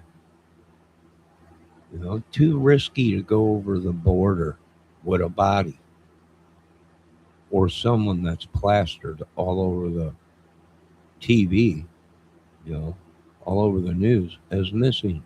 Way too risky. Not unless you're going to backpack her in and walk her into Mexico through the desert. 84-year-old woman that could barely walk. No, it's just too risky. Does it make sense they went up north? No, it's very well possible. I can't take it off of the table. Once again, the cartel controls that area. All the way down into South Mexico. So would people automatically think cartel? Probably.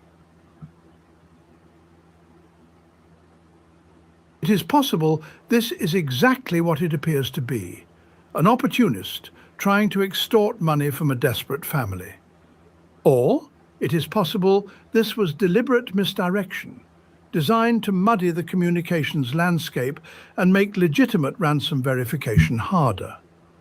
Investigators would have been forced to authenticate every communication simultaneously, while managing the family's emotional response to each one. The 4 days that were stolen from this investigation. I have to address something here that directly connects to what we are analyzing in this footage. Because the reason we are still analyzing it, the reason no arrest has been made, is at least partially connected to a decision made by one man in the first 4 days. FBI Director Kash Patel said publicly on the record on Sean Hannity's podcast on May 5th, 2026, for 4 days we were kept out of the investigation. 4 days. During those 4 days, the DNA evidence that would eventually be sent to a private Florida lab, instead of the FBI's Quantico facility, was first being collected. During those 4 days, the digital forensic recovery process that would eventually pull images from that disconnected doorbell camera had not yet been authorized. During those 4 days, the FBI's crisis negotiation resources, its ransom communication expertise, its analytical teams that specialize in kidnapping for ransom were not fully deployed. And during those 4 days, if this man's hand was injured, it was at its most swollen, most visible, most painful stage. The window during which a medical visit would be most likely was exactly those first few days. If the FBI had been authorized to begin the full medical record cross-reference in those first 4 days, the window for catching a man with a specific right-hand injury visiting a Tucson area urgent care or emergency room would have been open and active. By day 5, day 6, day 7, that window starts closing. The acute phase of swelling begins to reduce. The man might have treated himself at home using ice and compression rather than seeking formal medical care as the pain became more manageable. Those 4 days mattered in ways that are not abstract. They mattered in ways that are specific, concrete, and investigatively significant. Sheriff Nanos denied the characterization. He said the FBI was involved from the start. But the DNA went to Florida, not Quantico. And the doorbell footage that changed this investigation, the footage we are analyzing right now, was recovered only after the FBI's technical teams were fully engaged. The timeline tells its own story. Viral theories, online investigators, and why some of it matters. This case generated an extraordinary level of public investigative engagement. Hundreds of thousands of people, some with professional backgrounds in law enforcement, medicine, forensics, and behavioral science, turned their attention to the footage the FBI released. Multiple Ring camera forums in the Tucson area became active sharing hubs. People who lived near Nancy's neighborhood began posting their own footage, their own observations, their own sightings. The Pac-Man footage, a Ring camera recording of a man with 2 backpacks in an alley approximately 5 miles from Nancy's home, captured around 1:52 a.m. on February 1st, generated massive public attention and debate about whether it showed an accomplice or was coincidental. Investigators were reportedly aware of this footage. The public speculation about the shoe patterns in the solitary FBI still image, whether the footwear differs from the video footage, pointed toward the 2 suspect theory before any formal investigator had publicly commented on it. The pinky ring observation came from social media users before Sheriff Nanos confirmed it. This is the modern reality of high-profile investigations. Thousands of eyeballs are on the same evidence that investigators are examining, and sometimes, not always, but sometimes, the crowd spots something that a fatigued investigator working a 70-hour week missed. The hand injury observation belongs in this category. I am not the FBI. I am not a former law enforcement officer with access to the original high-resolution source footage. What I am is someone who has watched this footage hundreds of times, who has read every expert analysis that exists publicly on this material, and who has synthesized those observations into a theory that I believe has merit. The right-hand behavior is real. The medical logic is real. The investigative implications are real. Whether the FBI is already pursuing this angle, I have no way of knowing. I hope they are. The Mexico search and what it tells us. In June 2026, an anonymous tip sent investigators south, across the border, into Mexico. The tip claimed that Nancy Guthries' remains were buried near Nogales, Sonora, just across the US-Mexico border, roughly 60 miles from Tucson. A Mexican volunteer search organization called Buscando Corazones Nogales, a group that specializes in exactly this kind of search in dangerous Mexican terrain, conducted a coordinated search with local authorities. They found nothing. The Mexican Attorney General's office in the relevant state released an unambiguous statement. They said their verification had uncovered no information, even preliminary, to support any investigative lead related to her possible presence in the state. Now, the failure to find anything in Mexico tells us something, but it does not tell us everything. It tells us this specific tip was either false, inaccurate in its location details, or based on information that could not be corroborated physically. What it does not tell us is whether the operation had a Mexico connection in terms of planning, personnel, or escape route. Tucson is 1 hour from Nogales. The border there is porous in areas outside official crossing points. A vehicle moving quickly with a specific route in mind could make that crossing in the early morning hours of February 1st. Investigators considered this possibility early. In February 2026, FBI agents contacted Mexican federal law enforcement and urged them to alert local departments about Nancy's disappearance. A search in Rio Rico, a border town 60 miles south of Tucson, produced a person detained for questioning who was subsequently released. The Mexico angle has not been definitively closed. It has simply not been confirmed. And an 84-year-old woman with significant mobility issues, as the sheriff noted in early press conferences, she could not walk far independently, would require physical assistance to move across any significant distance, including a border crossing. Which brings us back to the multi-person operation. Multiple bodies, multiple vehicles, multiple exit routes. The case is now classified as homicide. On June 9th, 2026, 129 days after Nancy Guthrie disappeared, the Pima County Sheriff's Department reclassified this case. It is no longer a missing person investigation with a kidnapping component. It is a homicide investigation. A no-body murder case. Those three words, no-body murder, represent one of the most difficult prosecutorial challenges in American law. They require building an evidentiary case strong enough to prove death and establish criminal responsibility without the physical evidence that a body provides.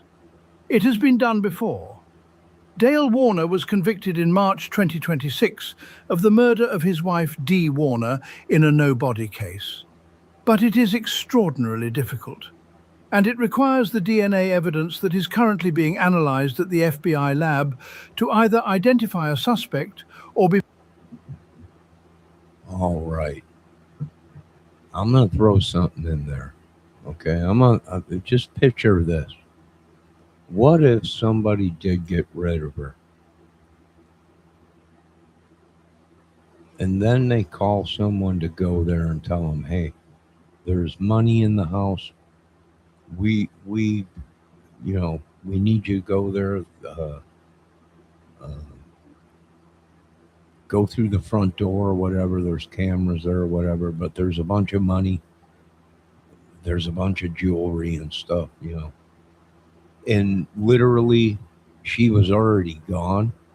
Like somebody else did this, but they contacted someone else to go and rob the place, trying to maybe set them up. Like, hey, there's this there, that there. Go in there and get it, right? She won't be home, whatever. Because she was already missing. So is it possible they sent someone there to do a robbery job? To take the fall? No, possible. All right, this video, I think, is just about over. Part of a larger evidentiary package. Legal experts told multiple media outlets in June 2026 that the path forward for this case as a homicide runs through that DNA analysis. Genetic genealogy technology, the same breakthrough that identified the Golden State Killer after decades of failure, the same technology deployed in the Brian Kohberger Idaho murders, is being applied to the DNA from Nancy's home. It does not require a direct database match. It finds relatives. It builds family trees backward. It narrows from thousands to hundreds to dozens to one. As of this recording, that process is ongoing. No results have been publicly announced. But what investigators...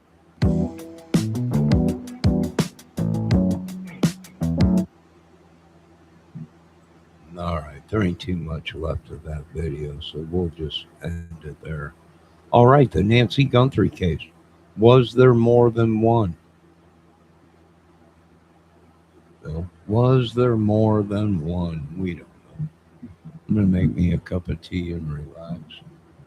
And, as we go, the suspects will come out. And there's a lot of suspects.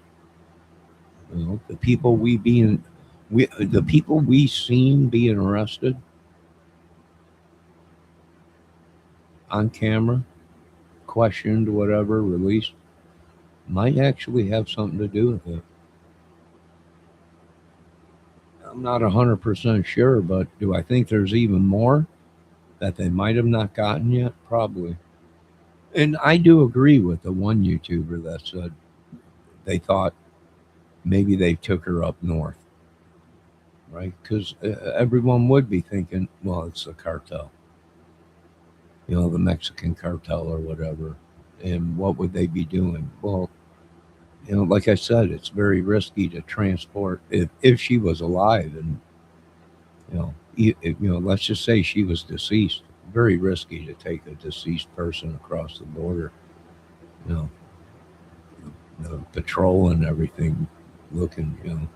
They have cadaver dogs. They do have drug sniffing and cadaver dogs. So that'd be risky to go through a Mexican border checkpoint. Not unless you had high pool or whatever and you were just going to drive through. But does it make sense to get her out of the state, maybe up north or somewhere else? Yeah. And it makes sense to me that they probably would, to divert people away from what really happened or where she really is, maybe. And once you get up in the Flagstaff area and everything, it's like mountains. It's like being in California. It's like being up in Washington. It's like being up in the mountains, out in the wilderness. Even it's even it's even like desert. Even when you get up into the mountains, it appears to look like the desert or whatever. You're in the mountains, so it's very possible they got her out of there somewhere or up north, or yeah, makes sense to me. She could be in Mexico, but she could be anywhere. Maybe we should have Debbie Fox try and contact her on her ghost radio and see where she's at. Maybe. I don't know. I'm not going to, because I don't want to talk to any ghosts or spirits or anything. So, all right, we will be back. I'm going to shut this down. We'll be back, maybe with some Xbox here for a while. Chill out a little bit. It's been raining all day. I think we got the next couple of days of rain, storms or whatever. You folks be safe. Lock your doors, lock your windows. Keep an eye on things. God bless. And hopefully they haven't killed us all. I want to thank all the trolls for showing up tonight. Have a good night.